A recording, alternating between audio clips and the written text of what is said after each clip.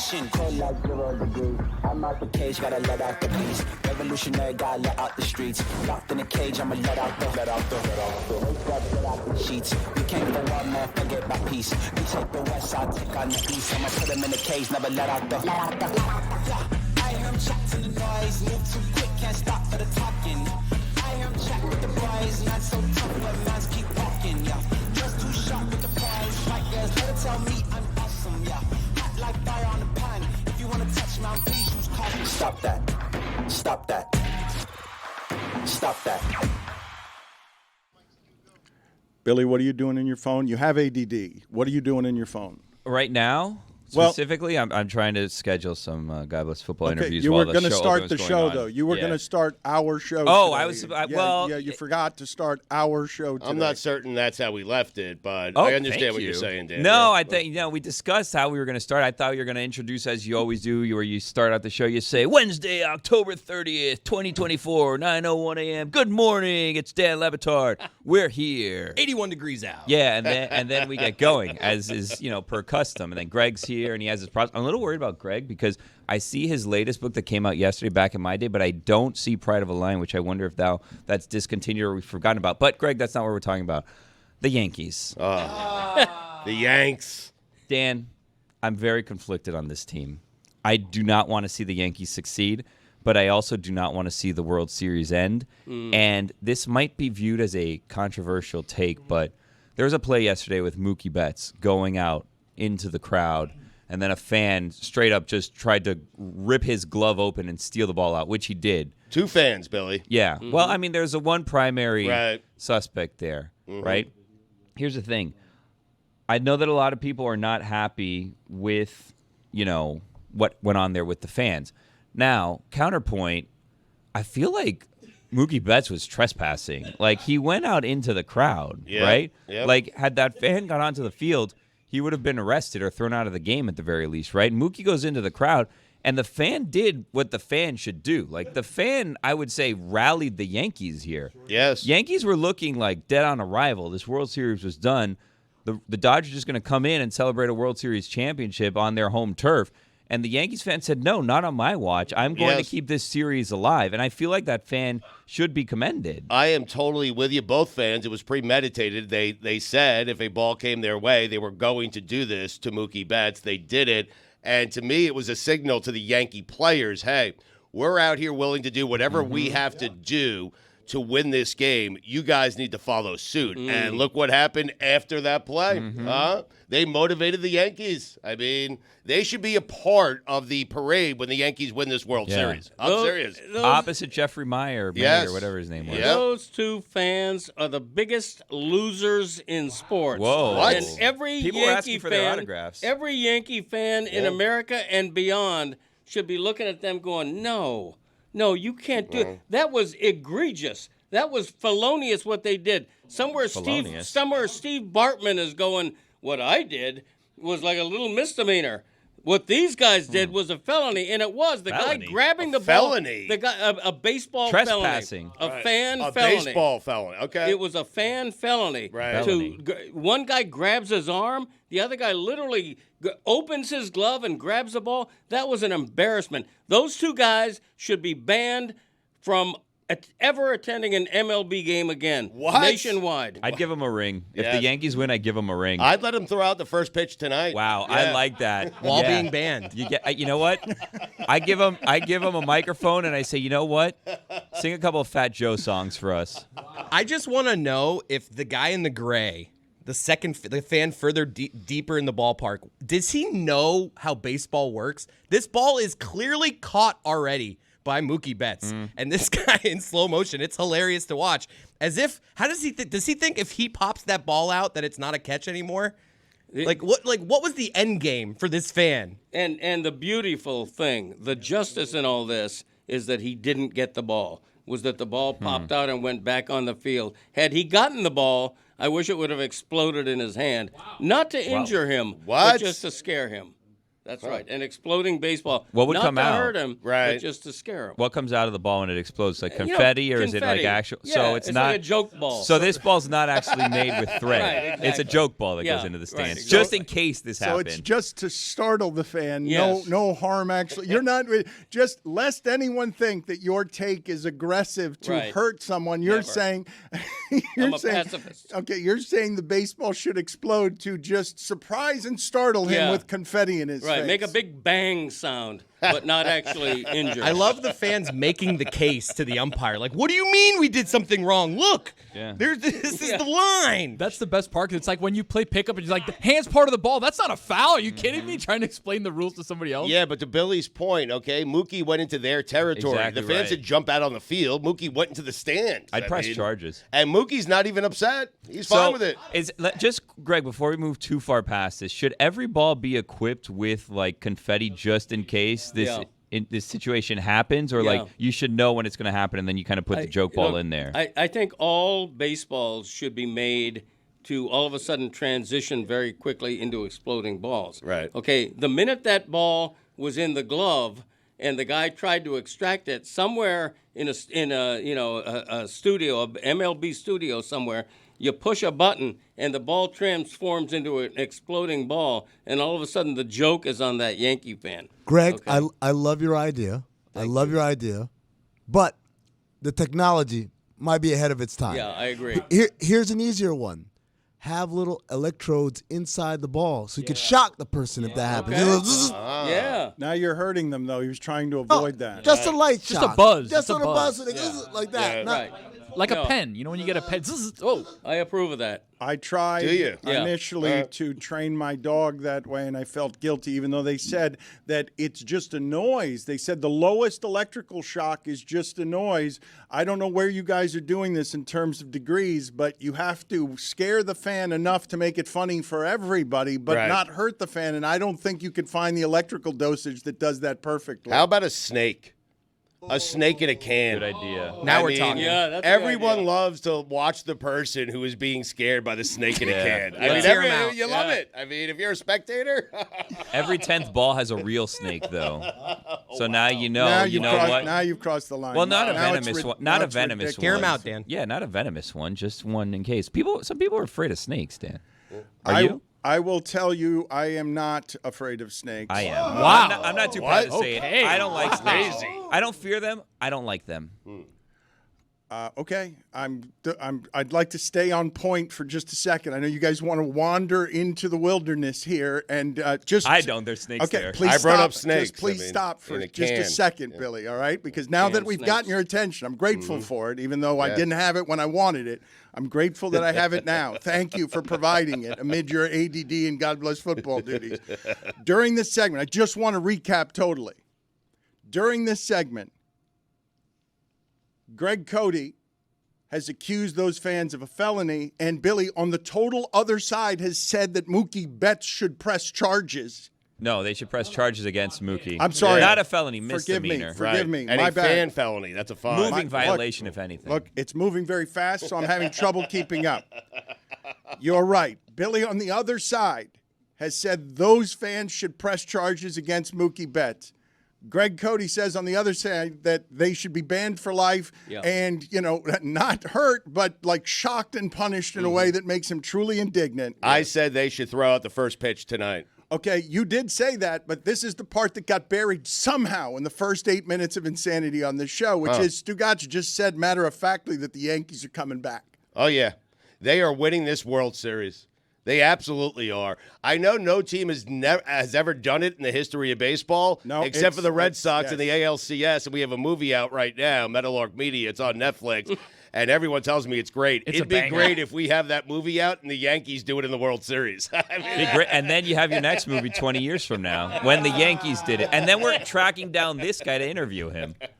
Be careful what you say about him now because we may need him for an interview in 6 7 Okay. years. Zagak. So I'd like to, a few minutes in, give you my thoughts on what happened here. Okay. Because I'd like to go to the video again, and I'd also like to freeze the video on the face of one of these New York fans because I'm about to admit something that is hard for me to admit. Stugotz, you're always making fun of me correctly about the fact that I have a need to be right. And what I am telling you is that this particular video that I'm going to stop so that you can see the fans on this face represents to me the single most wrong thing I've ever said in the history of the show, which is about 10 days ago or so, I said that Dodger fans should actively interfere with a Padre going into left field to steal a home run. And at the time, I did not have the visual. Now that I have the visual, I cannot believe how wrong I was, because freeze the face on the fan on the left here makes me hate New York so much that this person is now a celebrity. The fan on the left who is trying to catch this ball and makes the horrible face. Let's play the whole video for people so that they can see what's happening here, because two New York fans are conspiring together. One's holding his wrists. The other one is stealing an out of his glove unsuccessfully, and now both of them are famous. And I've never wanted New York to lose more, and I've always wanted New York to lose the most. Thank you. Because that fan cannot be rewarded for that. Never mind with celebrity. They cannot win the series so that he feels like that's in any way okay and that Stugotz and Billy are on his side. First pitch. I mean, that's the problem with American society, is that Stugotz is not wrong. He may well throw out the first pitch. If not, He's banned for life from the stadium. No, he's not. No, he's not. No, he's not. No, No, he's he's not. not. He's banned. They ejected him from that game, but welcomed him back to the next game. Look, this person's going to be a hero. These two people will absolutely be rewarded for this. Look at his With face. a ring. Look at the face on the left right there. That is New York fandom right there, trying to steal an out that's already recorded. Clearly caught. What a thief. Does he know baseball? Clearly caught.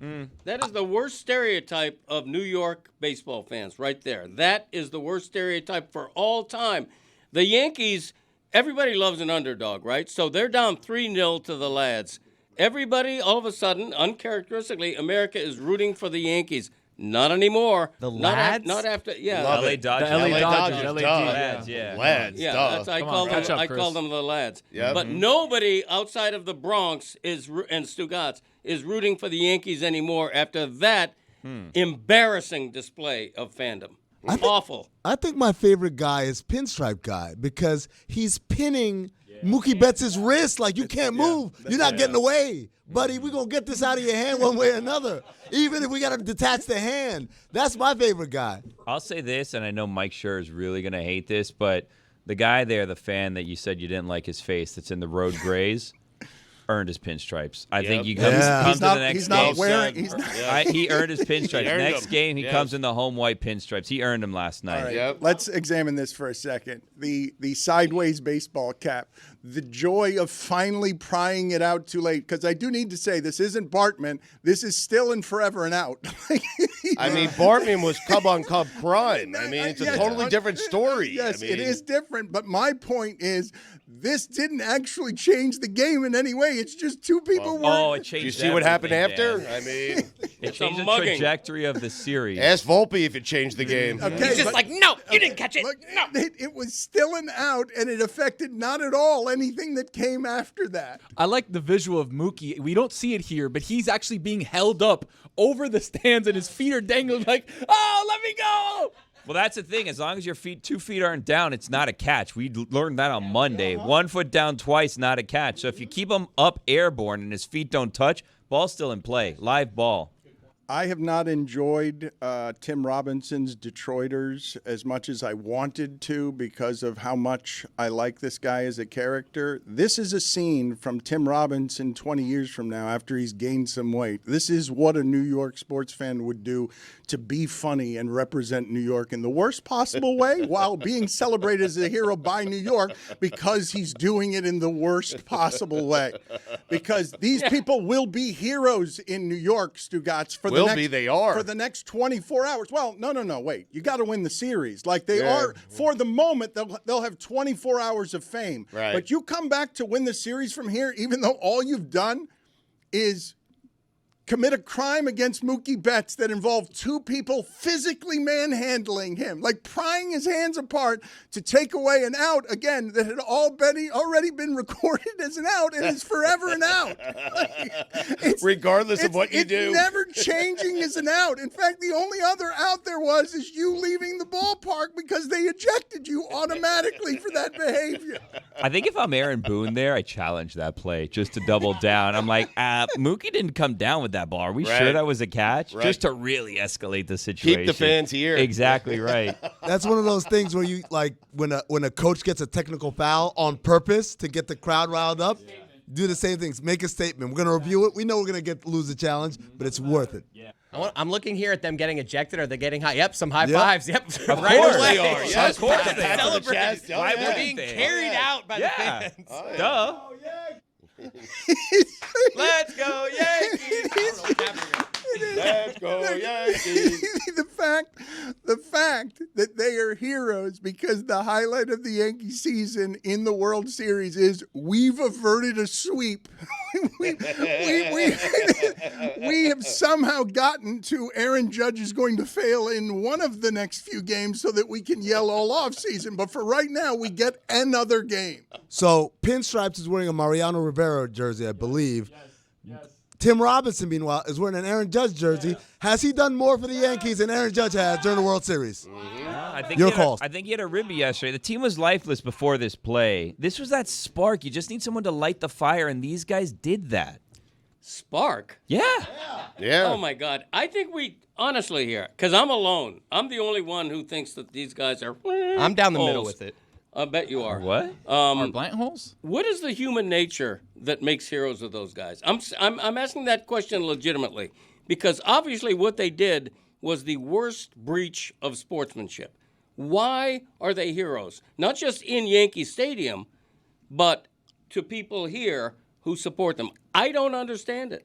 I want to know. I will give you a theory as someone who enjoys anarchy with sports and enjoys the funny with sports, but this is the natural culmination after the pandemic and the dehumanizing and throwing popcorn at Russell Westbrook of fan entitlement. We can behave with the players as we like, especially if we're trying to change the outcome of a game. What are you talking about? These guys took the ultimate risk.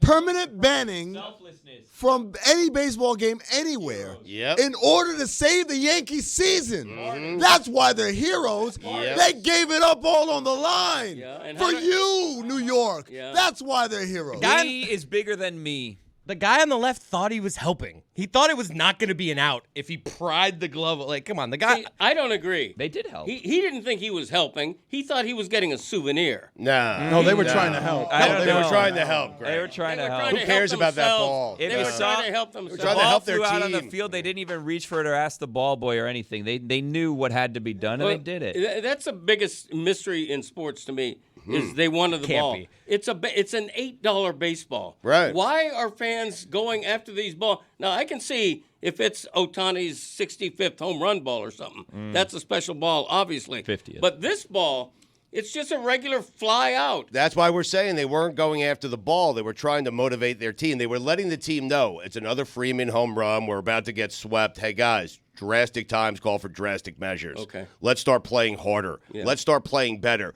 We're going to do what we have to do. You do what you have to do. Greg, in the 20 CB in the movies, what? I have to make sure no one's talking so I can talk. Yeah, heaven forbid we Is would it talk clear? over each other. So, exactly. So, in the 20 CB, Greg, in the movies, when someone would be acting hysterical or not themselves, what would you do? You had to slap them out of it, and they wake up, and all of a sudden, they're there again. That's what happened. That's what those fans did. They looked around and said, we're down 3-0. This team is lifeless. I need to slap them, but I can't. I can't. No Can't slap slapping. them. Can't No slap them because it's the 21st century, man. And so Well, they that's can't. just wrong. No, no. Yeah, Well, it's not 20 just 'cause CB, of- it was yeah, fine. okay. 20 CB was fine. 21st century, it's not. Right. So, No, so Front they- end, he it said wasn't, but it was. no, it was accepted. fine. Not to me, I it was watched fine enough back movies, then. buddy. It was fine. So they can't jump down there, right? Like you said, that would be trespassing on their behalf. Yeah. So what do? It comes when opportunity knocks. Greg, some people say, oh, maybe that's for someone else. And some people say, that's for me. Mm-hmm. And those guys open the door and say, hello, opportunity. Give me that goddamn ball. I'm going to take that ball. Here, grab it. Hold it. Get it. And they brought Yankees back. We're back in the World Series, baby. Let's go. Some people are doers and some people are watchers. Had those men been on the Titanic, I'll tell you what, still be sailing today. It would have been less ridiculous if the guy started biting the glove. If those guys were on the Titanic, I'd try to sink it again. I'd resurrect it so that I could sink it the first again. Admission? Greg Cody has gotten a little carried away here, and I just want to slightly rein him in because he's feeling ganged up on, and he's feeling like he's a bit crazy to be alone on what to him is an obvious opinion. So among the things he's done recently in this crazed state of his is he gave someone a 65th home run, which would not be a record of any kind for any reason. I rounded it up. You gave Ohtani Well a 65th home run, and you also said that the single biggest mystery in sports is somebody wanting a baseball. Yeah. It's an $8 prize. Not anymore. That's back when slapping was acceptable. They're like $30 now. Inflation, baby. A Major League Baseball? Yeah, go to a store like $29.99. If I were to go now, I bet you it's $34.99. It's crazy. Unless that has a gold chip in it, it's not worth more than $8. You think the biggest mystery in sports is why anybody would want a baseball? And all I want to do in terms of reining you in, because you've had a tough 24 hours. Okay, you didn't like that you were bumped off the show yesterday when you wanted to debut the selling of your book, right? And you didn't love that your son, your beloved son, over the last 24 hours has been caught in a right-wing storm that involves him and porn. Yeah, no, I love that. That was great. I was very proud to hear my son interacting with perhaps the future Vice President of the United States. That was quite a moment. Thank you, son. Even I'm though it proud was of you. weaponized by the right. Yeah, I don't care about that. Weaponized, please. It is a harmless. First, I didn't even know he said porn. I thought he said corn. We are pro-corn. Okay? I raised him to be pro-corn. We love corn. Corn on the cob, canned corn, Mexican corn. Cream of corn? Cream, not so much. Really? We don't like cream of corn. Wow. Here's That's where you something- draw the line. No, It's here- trash Wow. corn. Listen, here's something I've done with cream corn. I take it out of the can, I put it in a colander, and I Right. run water over it to get all the quote-unquote cream out of it, and then we're left with pristine kernels. Wow. But the point is, we are a pro-corn family. Yep. And always have been. Mm-hmm. Thank No you. mystery there. No. Right. That Please. is the point, of course. That is the point. So, Chris, what was the funniest of what it is that happened to you yesterday? Because you got weaponized. It was a throwaway question at the end of the interview. I don't know if the video department has your face frozen as you're trying to ask a question of the vice president or the governor, excuse me, coach. And your face freezes up because you're just terrified that you've tried to have a porn conversation at the end of our interview, an interview that was a bit pressurized. I felt a lot around us during that, like a lot of people watching that were rooting for something bad to happen. Look, we do comedy around here, and when someone lobs something up for you, we've been trained to spike it home. And you lobbed one up for me, Dan.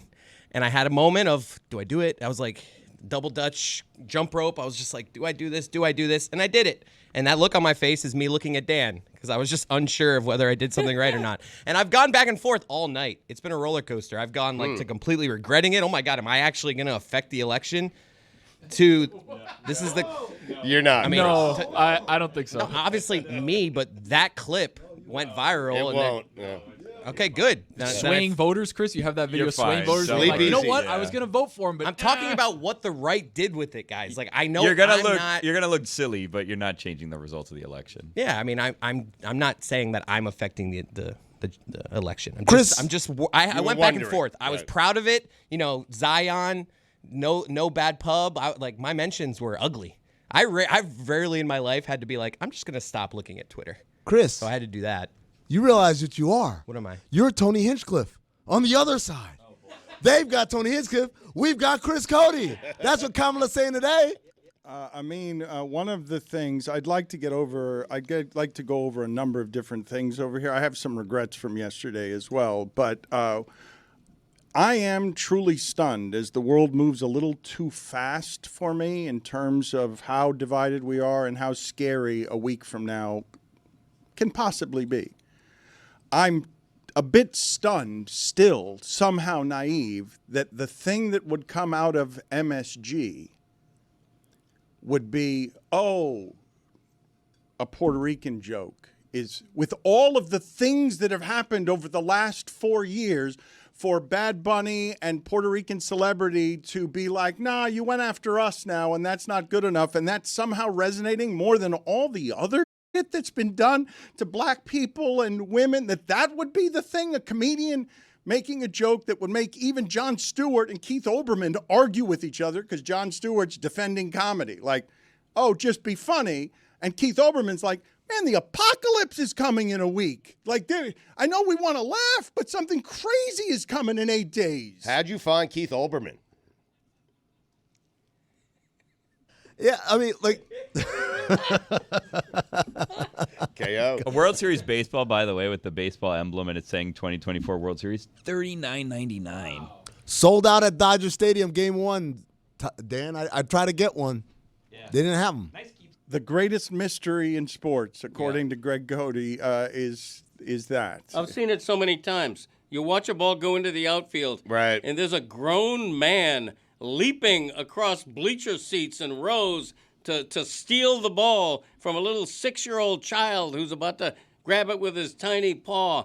Why? Why are you doing that? It's a worthless souvenir. Okay? It costs $8, in my opinion. Well, no, he just told you otherwise. Okay, so it costs $29. I'm with Greg on this. Why are you taking it from a little kid? Literally said $39. I know, but unless it's a meaningful ball that has some value, why are we scrambling around, prying balls out of kids' hands? What are we doing? Yes. I mean, this one doesn't say if there's confetti inside or not, so I don't know if that ups the value. Or a snake. The snake is the best one. We agree that the snake... The living snake or the other one? That'd be a really small snake. The living snake is too complicated. You keep crossing the line with something that's clearly ridiculous. Listen, I saw a video of an Uber pick up someone yesterday that didn't have a driver, okay? We figured it out. We can get a snake inside that baseball. No, you've gone too far. You keep doing the living snake, and I'm telling you, we're right at the line with what is possible from technology. Well, snakes are born in eggs, aren't they? What's the difference between a baseball and an egg? That's a good point. How does he breathe in there, though? It's a good inside the egg? I don't know. I mean, the egg is breathable. How? That's the way they stay alive as an embryo. Mm-hmm. But a baseball would not be breathable. Make a breathable ball. Boom. That's another good point. There's breathable shirts now? Why can't we have breathable balls? That's a good point. Mm-hmm. Yeah. All right, get on that, whoever's in charge of that. Go ahead. I'm too busy trying to promote a book. What? Nothing. By the way, why is Tony wearing a tank top? I was wondering that too. Am I the only one who has it occurred me to ask? There's somebody in our studio wearing a tank top. I'm just curious why. I'm not criticizing it. That'll come later. Greg. Let's settle. A lot of words at one time. Let's settle down. Right. Let's look. You're revving. Take it easy on him. Really high, and you're crazed. Yeah. Crazed. Look. You came in here today. Yeah. Book week. Election year. Election year. Book week. Maniacal fans. There's a lot going on here. My bandwidth is exploding. His son asked the vice My president. kid loves porn. I'm trying to process that. And corn. And corn. Yeah. Well, we all love corn. Cody's and corn. Not cream of corn. COTECORN. Yeah, the C in Cody stands for corn. You can't spell Cody without corn. You cream you. I put the CO in corn. You can spell You Cody. can spell Cody. If he's correcting you. No, you can't. You need can't. a C Without and the an O. C, right? You need a C and an O. But then you've just got to co. Just leave it alone. Well, the R and the N are silent in this instance. I wish you were too. An actual snake. He's not going to let it go. No bad Dan. ideas. Actually, that is a bad idea. Is what I'm saying. I'm saying you had it right. You had it perfect. Is what I'm saying.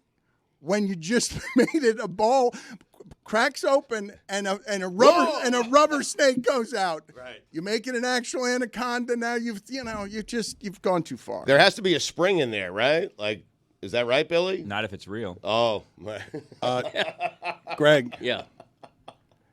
I need you to settle in to the rest of the show because you're revving high because you're excited about your book. You came in here angry at us because we bumped you yesterday.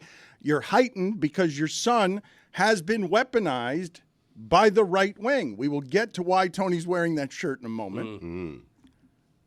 Chris, what happened with the attack? Because there was some funny stuff around this, which included Walz saying something unfortunate, something that sounded unfortunate around the subject of porn, and it almost feels like AI, the way that the right wing ends up weaponizing the end of this in a way that devours Chris Cody yesterday because it's just an attack, and then everyone's just yelling Tampon Tim because this is where we are in the discussion. But the unfortunate word choice at the end of this made other people pick it up as if they'd heard him wrong. Coach, thank you for the time. I think you might have swayed down the middle Chris here. I think he's the voting. porn thing. I'm pro-porn. Yeah, Okay, pro-porn. excellent work by you guys. Hey, you do what you do. You be you. You be you is my thought. It's the you beat you. Look, so he unfortunate. undeniably says you beat you. Now the only debate here is, and then he very quickly says you be you. Was it intentional or was it just a mistake he made and he corrected himself? So An that's obvious the debate. mistake that has been picked up by the right wing. Because, Or he's going for a good joke. No, that was an obvious mistake. I mean, somebody said aloud, I'm pro-porn, and he has to react. So he reacted with a quip. Which I thought was perfectly fitting.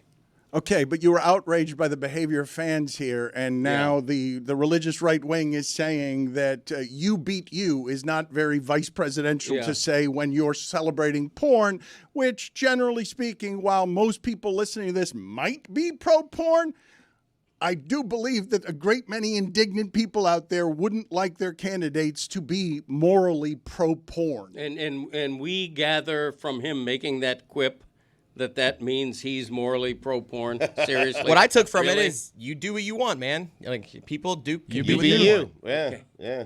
You beat you. Okay. But when I texted my mom that clip that we just posted, Mortified. and I tweeted out, "Mom, I made it," just because I was kind of going Famous somewhat is the viral. only thing that matters. So I text my mom that, and my mom with the appropriate response of, "How did the subject of porn come up?"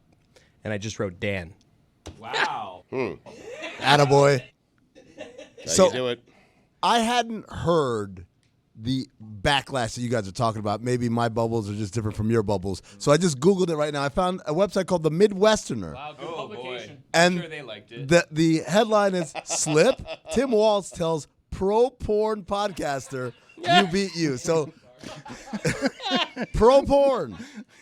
Come on. Is that me or is that Chris Cody? Nope. It's a looks like picture of you, you Dano. pointing at Picture him. of you. You beat you. Wait a minute. That's Porn basically Dan podcast. saying, Wait a "Hey, minute. I love Can't porn." believe you said it. I didn't say that I was pro-porn. I said down the middle Chris was voting yesterday, and I just sort of was talking about the more important thing here, which is Project 2025, which is a democracy destroyer, and the more relevant thing we should be talking about instead of making jokes about porn, because in 8 days, anarchy's coming. But in Project 25, they want to get rid of porn. And that's the point you made.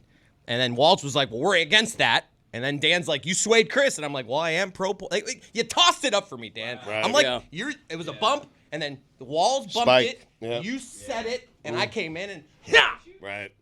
Who's not pro-porn anyway, honestly? Thank you, Stugotz. No, there are seriously. plenty of people that are not pro-porn. Come on. Pro or anti, why are we worried about porn? Yeah. There are so many things to worry about in this country, from global warming Fan to crime interference. to the economy, whatever. Why are we worried about some 14-year-old kid in his bedroom looking at a Playboy? Why are we you made worried this- about that? The good old days. That's the what good you old think. days. Wait a minute. That's The what good you old think. days. Minors into this. Listen, we had Greg and I growing up. We had to work really hard for Thank porn. you. We did. We had to work really hard Literally. to find porn anywhere. Really I hard mean, for porn. It wasn't just there. It wasn't Really so hard. willy-nilly. I Yeah, mean, exactly. Jeez. There were rules. I mean, That's how you think it happens? There's no internet back then. When I'm 13 years old, I'm in the bathroom with a Playboy. Or a penthouse. All right, yeah. all right. Listen. 13? Whatever. Whatever. 15 maybe. I was young for my age. destroying America. Young for your age. I mean, when I was 15, I looked 13. Right. Early start. Yeah, thank you. When I graduated from high school, I weighed 130 pounds. Oh, boy. I looked like a jockey picking up my diploma. Everybody howled laughter as I'm walking across the stage. Where were we? I think all of us had the same reaction to the same thing, which is a quaint, antiquated time in porn when all of porn was a 14-year-old boy looking at a Playboy, reading the articles. Or a penthouse. Well, that came later. Or a Sears catalog. I mean, or the SI swimsuit edition. Yeah, that. Right. What are you looking at on a Sears catalog? Is there any truth to that's why Sears and Roebuck broke up, Greg? I don't know. Whenever somebody says Sears and Roebuck, my grandma Nana used to refer to it as Sears and Roberts. Nobody knew why. She just couldn't get Roebuck with such an unusual word. Sears and Roberts. So, Billy, did you have Roebuck being upset with Sears? One of them was upset with the other. I think over the what was in that catalog. I would guess. What was in that catalog? You tell me. What's in a Sears catalog? Seriously, there's no porn in there. Seriously. They sell negligees. A woman in a negligee riding a tractor. What's going on in that catalog? I have no idea. Put it on the poll, Juju at Le Batard Show. Would you buy a negligee from the Sears catalog?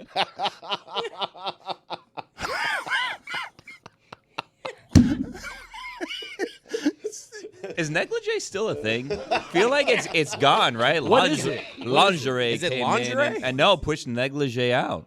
I feel like we've advanced. I feel like they're not called negligees anymore. They don't exist. That was on the 20 CB.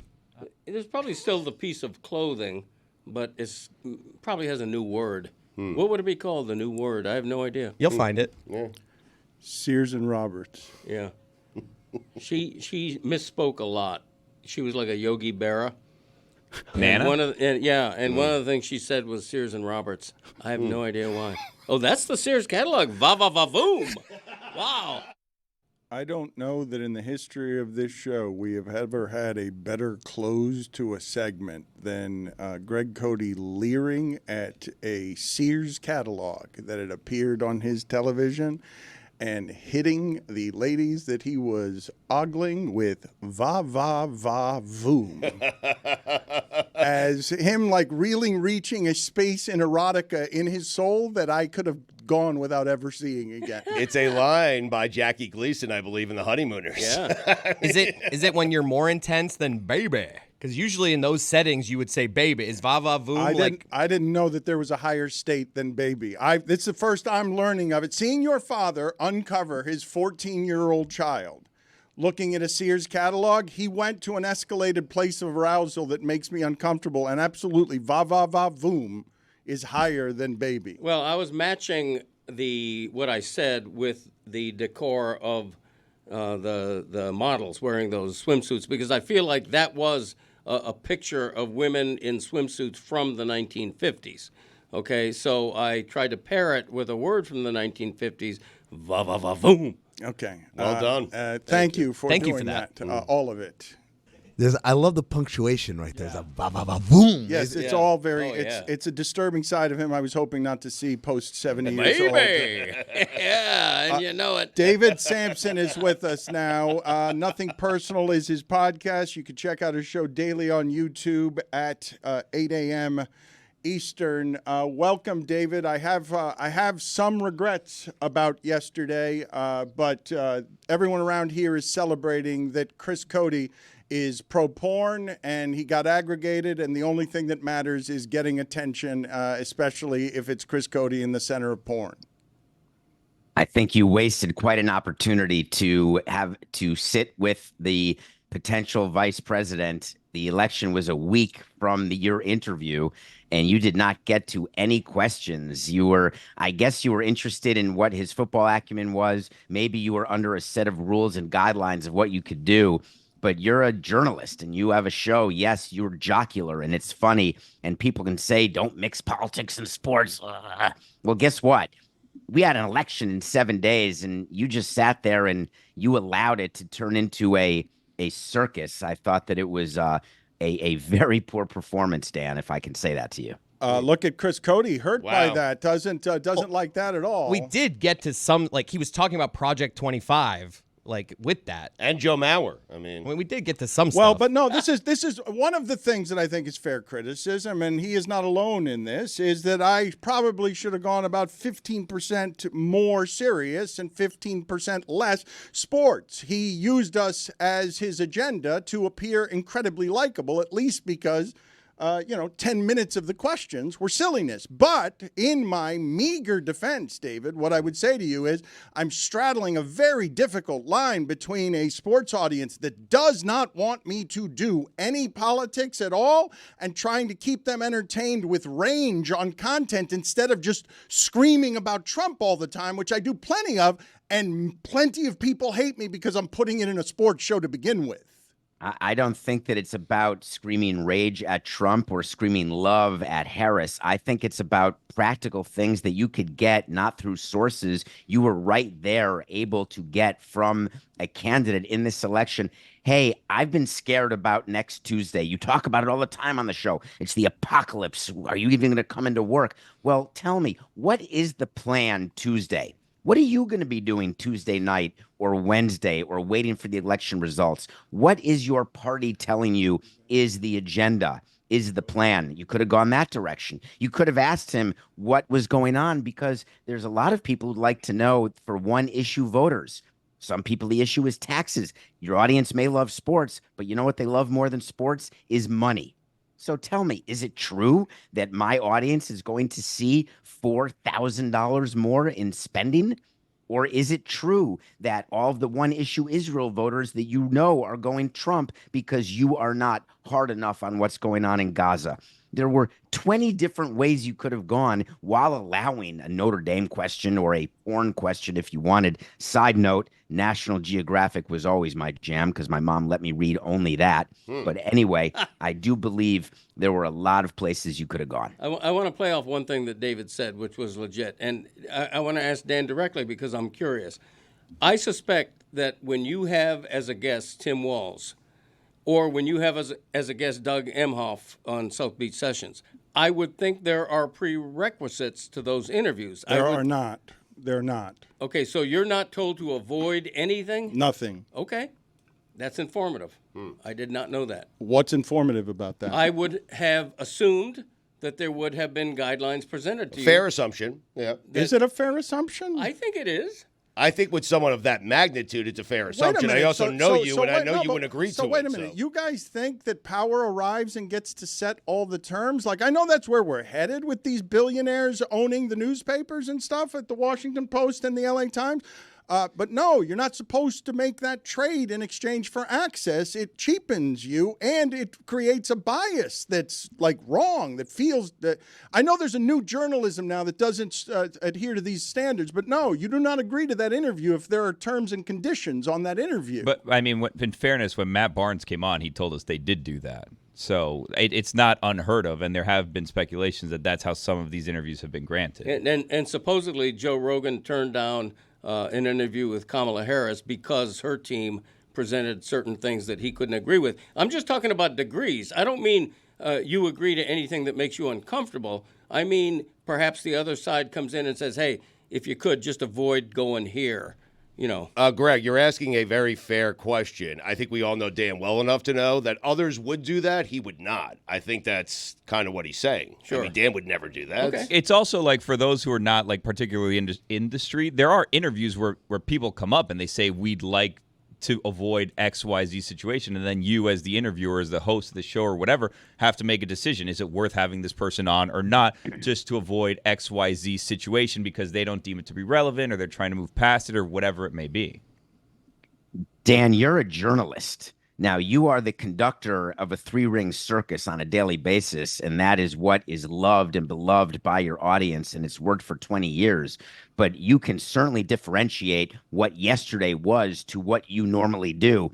And it seems like you were trying so hard to involve everyone and to make it just jocular enough that all of a sudden time ran out and there were myriad subjects that you had right at the tip of your tongue that just disappeared and can never come back now. Again, it's a lame and meager attempt to defend myself against what I believe to be fair criticism that he's lobbing there.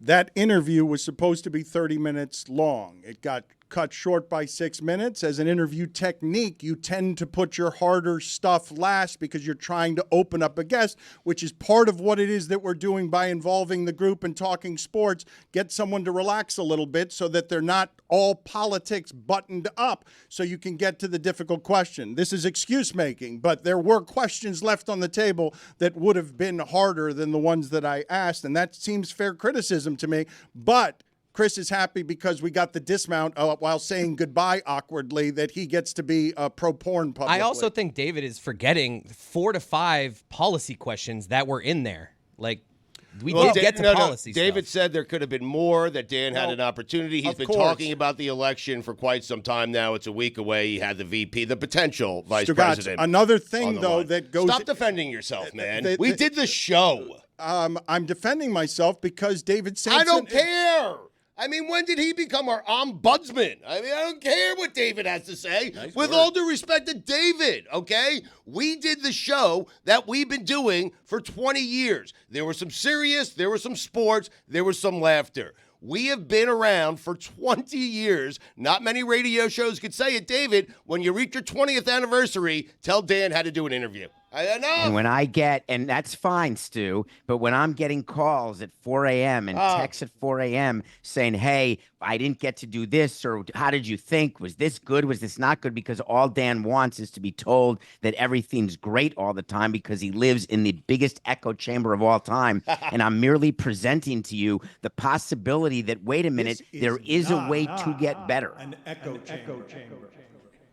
I mean, honestly, though, and if we're having an honest conversation, this exact predicament is why a lot of shows would just pass on the opportunity to have on a vice presidential or presidential candidate, because it is a tightrope that you have to walk. Are you going to actually use the opportunity to press them on hard issues? Are you going to have to, make it more of a show? Or are you just going to kind of play around with them and just talk sports and then get that reaction? Like, it's a difficult thing to balance, and you just kind of open yourself up for criticism regardless, because even if you would have just done strict policy as David is suggesting you do, then the fans of the show that don't want to hear it get mad. Like, it was, as bad as it sounds, it was a no-win situation.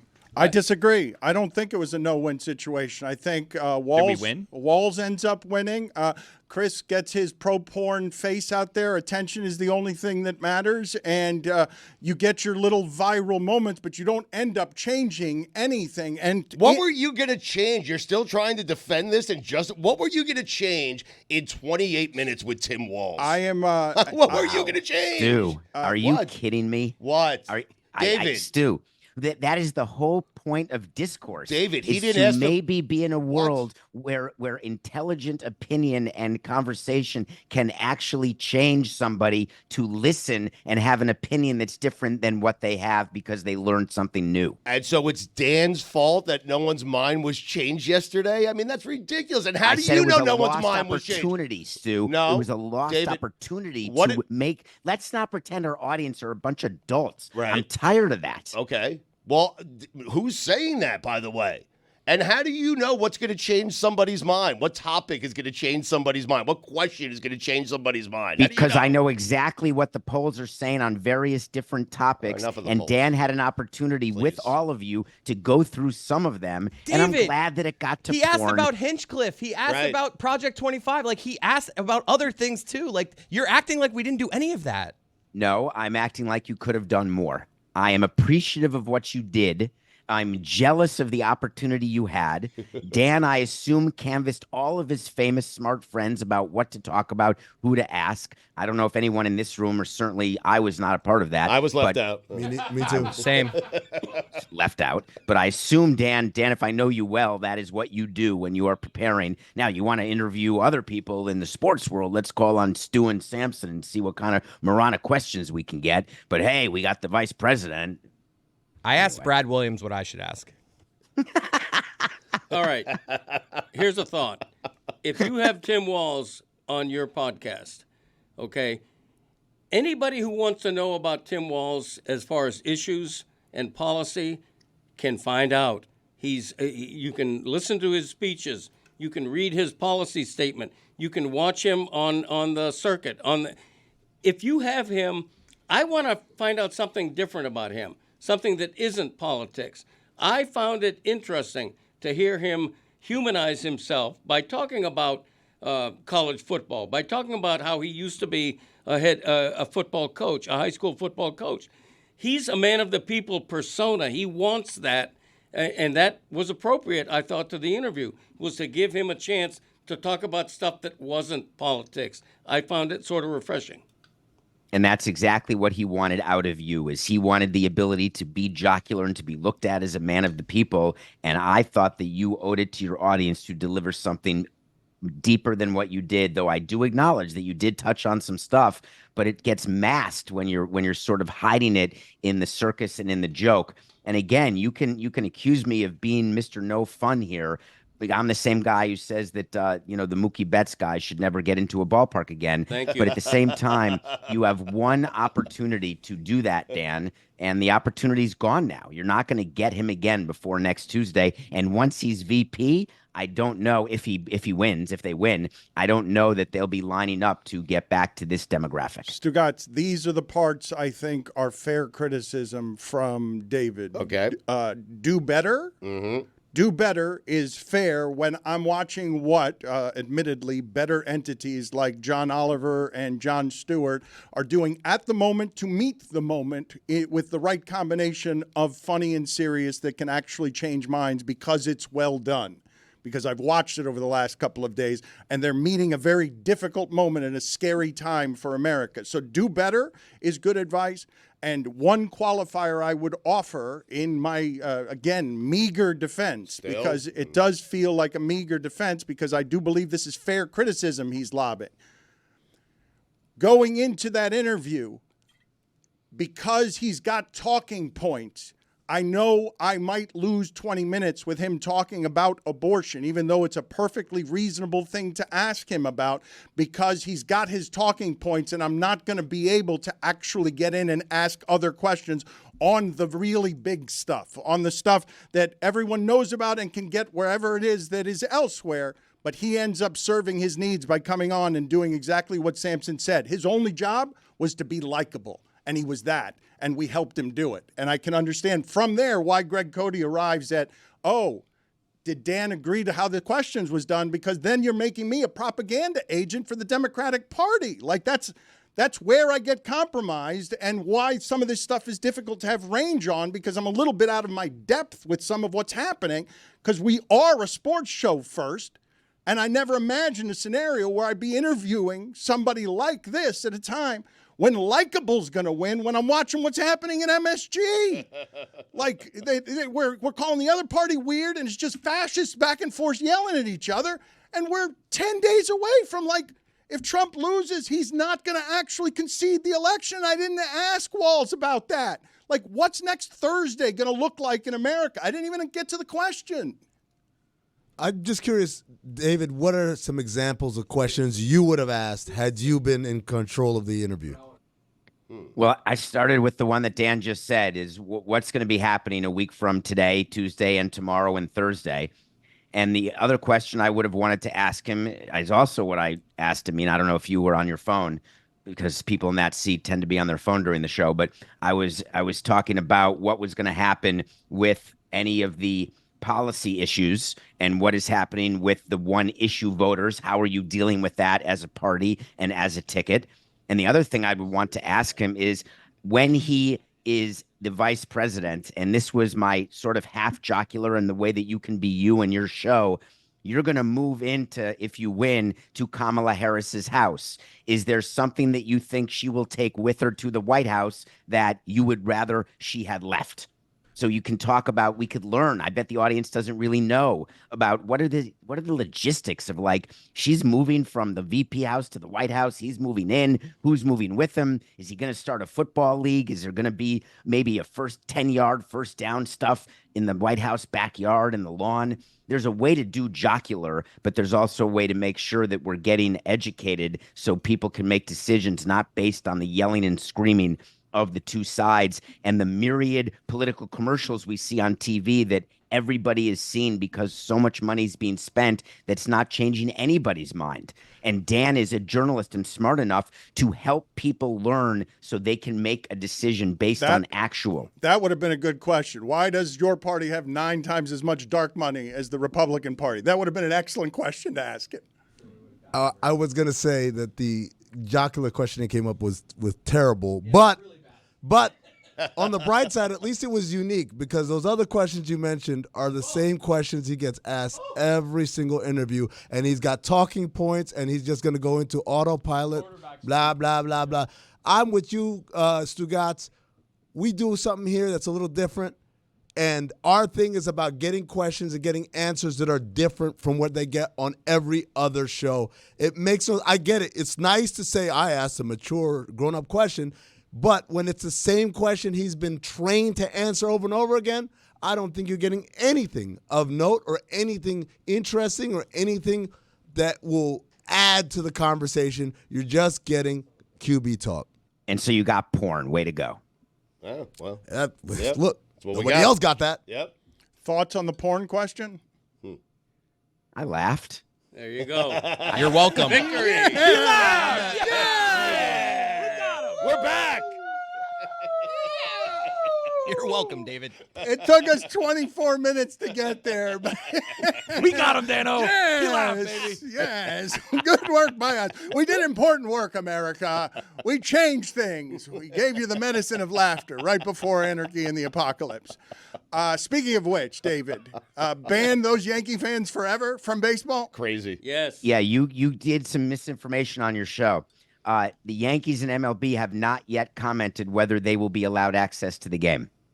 And there is no scenario under which that they should be allowed to ever come back. We had a list, like a post office list at every entrance of Marlins Park of people who were not allowed in any ballpark around the country and people who weren't allowed specifically at Pro Player or Marlins Park.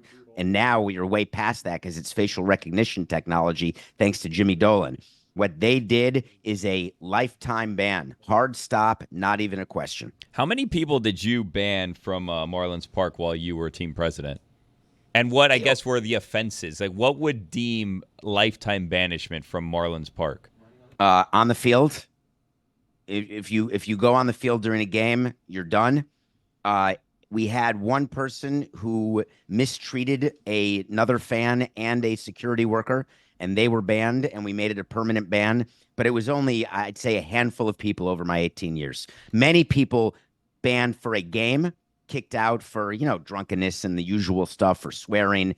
We had a few people with, Samson sucks, get out of here for the day. But generally not lifetime. You have to do something bad. Is you have like a tribunal, like a kangaroo court, where you have like 3 people, maybe you put like the powdered wig on, and then you have them like present their case. Like, I only want like a 5-game ban. And you're like, ooh, well, we're going to give you like a 12-game ban on this one, and then it's like a year or lifetime, or you kind of just judgment decision, boom, I'm feeling. No, it was it was me and the stadium operations guy, the two of us.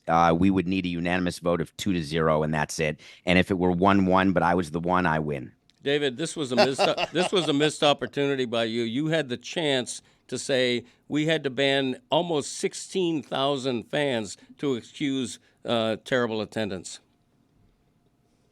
No, it was the fact that we couldn't put a winning team on the field. Huh.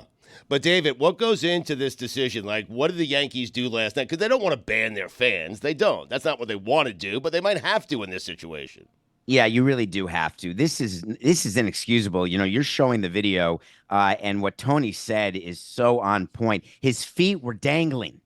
And it's very, very possible that he could have hurt his wrist. If you look at what his glove hand was bent over like this, which if you're listening to this, you don't know what I'm doing, but picture your hand sort of palm up, and you could have a wrist that was sprained. There could have been an injury to Mookie Betts. And his comments after the game are irrelevant, where he's saying, I'm fine, it's good, I'm more focused on winning tonight's game. No, we're focused on the safety of players. You cannot have anybody think that they can touch a player. You are not a participant in the game. You are a fan watching the game. You're an audience member. As I said on Nothing Personal this morning, for crying out loud, you can't go onto a movie set that you see being filmed in your neighborhood and run up and hug Tom Cruise. You're going to get killed. Yeah, but I would. Dave, the feet are not off the ground. You and Tony are both wrong about that. I said it'd be funny if he was, because he's a shorter guy. they Clearly were, standing. Well, I don't see his feet. His feet are not off the ground. And you're overstating the potential for injury here. However, what it is that you're saying, what if I rebut you by saying they're on their side of the field? They're on they can't behave that way, but you can't say that they're not allowed to touch the player if under other circumstances there are more gentle ways to do this. This is about the most egregious way you can do it, but there are stops between here and where it is that fan interference resides and lifetime bans from ballparks. Yeah, you're allowed. If a player jumps into the stands, you're allowed. You can swat the glove away. You can go after the ball. You cannot grab the player. You can't. It's right there in the rules that are on the website, that are on the back of the ticket, what you can do, what you cannot do when you check those terms and agreements, all that stuff that no one ever reads, but you have to pretend you scroll through. It started with him going, he was in play. And when you reach over, he didn't. This was not Moises Alou, folks. This was not Bartman. This was right there on top of the wall. The video shows that they then pulled his hand and glove in and then tried to forcibly separate the glove that was shut. It's unheard of. I was surrounded with Bobby Valentine and Will Middlebrooks last night. It's about 85 to 90 years of MLB experience, and none of us had seen anything like it. Bobby V.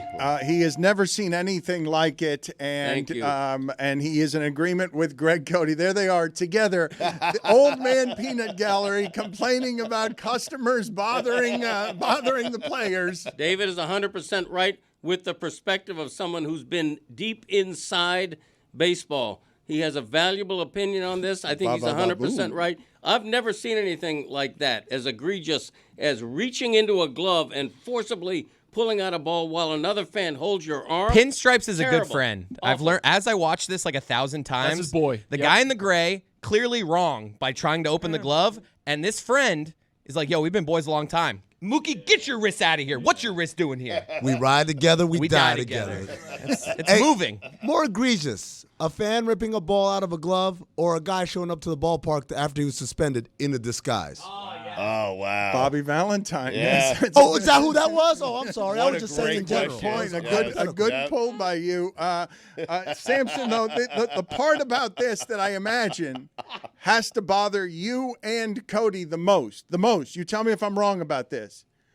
Over the next 24 hours, these two fans are going to cash in as heroes. Like, you guys are going to be looked at as admonishing and castigating. New York is going to turn those two people into Hak Tua and the next 24 hours of celebrity. Those two men are at 14 minutes and counting, I suspect. Yes, exactly. Thank God. And that 15 minutes can't pass too quickly. Those guys should be vilified. Other Yankee fans should be shaking their head going, no, dudes, we understand that you love the Yankees. No, you dudes. don't do that. You don't do that. Vilified. What do you mean? Vilified. Yankee fans are viewing them as the reason they won the game last night. I know. Oh, don't be Which ridiculous. is ridiculous. Yeah, A but lot they of are. people That's are what saying fans it, do, yeah. right? Yeah. I think Aaron Judge said it. Yeah, he did. Gave him a jolt. Oh, yeah. Yeah. That's because Aaron Judge. Oh, come on. Seriously, Aaron Judge, how about get a hit? Exactly. He did. He got Later. one last night. After that, after After the rally, that, he got a hit. Yeah, Exactly. finally. He's still betting about 155. He woke our up. points. He woke up Judge. He woke up all of the Yankees, is what they're arguing. That this was a moment of great momentum, and if they come back and win the series, David, it will be because of this moment. Correct. It will not be 15 minutes of fame. It'll be an eternity of it. If they come back and win the series, when we do the recap, this won't even come up on any show but Get this out of one. here. Get out of here. Because you're going to say, Be on the that Tonight Show. play Get had outta nothing here. to do with the game. It had nothing to do Spark with plug. the win yesterday. Yep. Dave Roberts pitched his lowest leverage pitchers, saving his 4 best relievers for another day like today. Dave Roberts punted that game purposefully. Now, I would have walked Judge in the 8th inning. As a matter of fact, I was sitting there in the studio going 4 fingers saying, hey, do not give Judge anything positive to take away from this game, because he was looking like on the cusp of seeing the ball better, and he did see the ball better and got an RBI single. Right. So we're going to talk about a lot of things if they come back, and it's the comeback part 2. Shout out to Metalark, but it's not going to be these two dunces. They'll be in the parade, David. They will. Yeah. Everybody goes to the parade. They'll Don't be be in on it. the No, they'll float. be in Yeah. it. In the I parade. will bet you $1 right now. I will Not take $1. that. I'll bet you $100. $101. I'll bet you Settle crazy. down, David. Let's Settle not get down. crazy. Hold The on. stakes are getting nuts. $1. $1. Who bets $1. $1? Deal $1. accepted. Please, no. Back off, Chris. All right. The Things Dukes. are out of control. The Dukes. Thank you, Amin. David, did your tribunal ever reward fans for good behavior? Like if a player goes into the stands and they Thank catch you. the player, do they get any rewards, or is Right. it just a one-way relationship?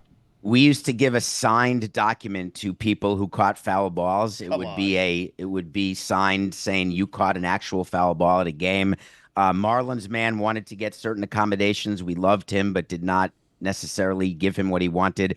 There were great fans. We had Pin Man. If you remember that, that's a very local thing we're mentioning. So here. no, So no, you've never heard of Pin Man? nothing or good no- has ever been done for any fan. A document. Yeah, no, not so much. We're 2 World Series. Right. I guess that's good. What did Marlins man want? What were his demands? That's a good question. He was very much about access. Huh. Go on. I remember on Jeter's introductory press conference, Marlins man asked him to drive him around in his convertible along Ocean Drive, and they politely declined that request. Wait a minute. You don't know unless you ask. I mean, Wait a minute. What kind of ridiculous request would this human being make because he's famous Marlins man? I mean, that was one of them. That was one of them, but that was after my time. He's great. I mean, listen, he gave us so much free stuff. We never paid him at all. He actually had to buy tickets. He was a huge buyer on the secondary market to get those seats. And his job in his mind was just to represent the jersey that he loved. And we wanted to get our logo out there. And it became a great selling jersey. And funny story, we stopped wearing the orange hats because our owner was told by someone that they didn't like the way they looked. And I don't know if you guys remember. Now we're going back a few years. We used to have those orange caps. yeah. And they were never worn after a short period of time in 2012. But those were really good selling jerseys and caps. When Marlins Park first opened, we were in the top 5 of all jersey sales back then because there was so much momentum. But that obviously all went into the crapper. Samson, good talking to you. We've run out of time. We did this too long. We should get to a movie. Save it for next week. Are we agreeing to this bet? $1? It's too high a stakes, and I don't think any of us want any parts of Samson. Once he starts saying he will bet each of us $1, I think it's too rich for my blood, and we just need to. Chris Cody is in. Pro porn Chris Cody, pro corn Chris Cody is in. He will bet Not you creamed. $1 that I just want to understand the parameters of this giant bet. They will not be in the parade on a float. Well, No, it I starts. agree. It starts with the Yankees having to come back and so win this World So the Series. first yes. part of the dollar bet is that the Yankees have to come back from down 3-0, only the second team ever to do it.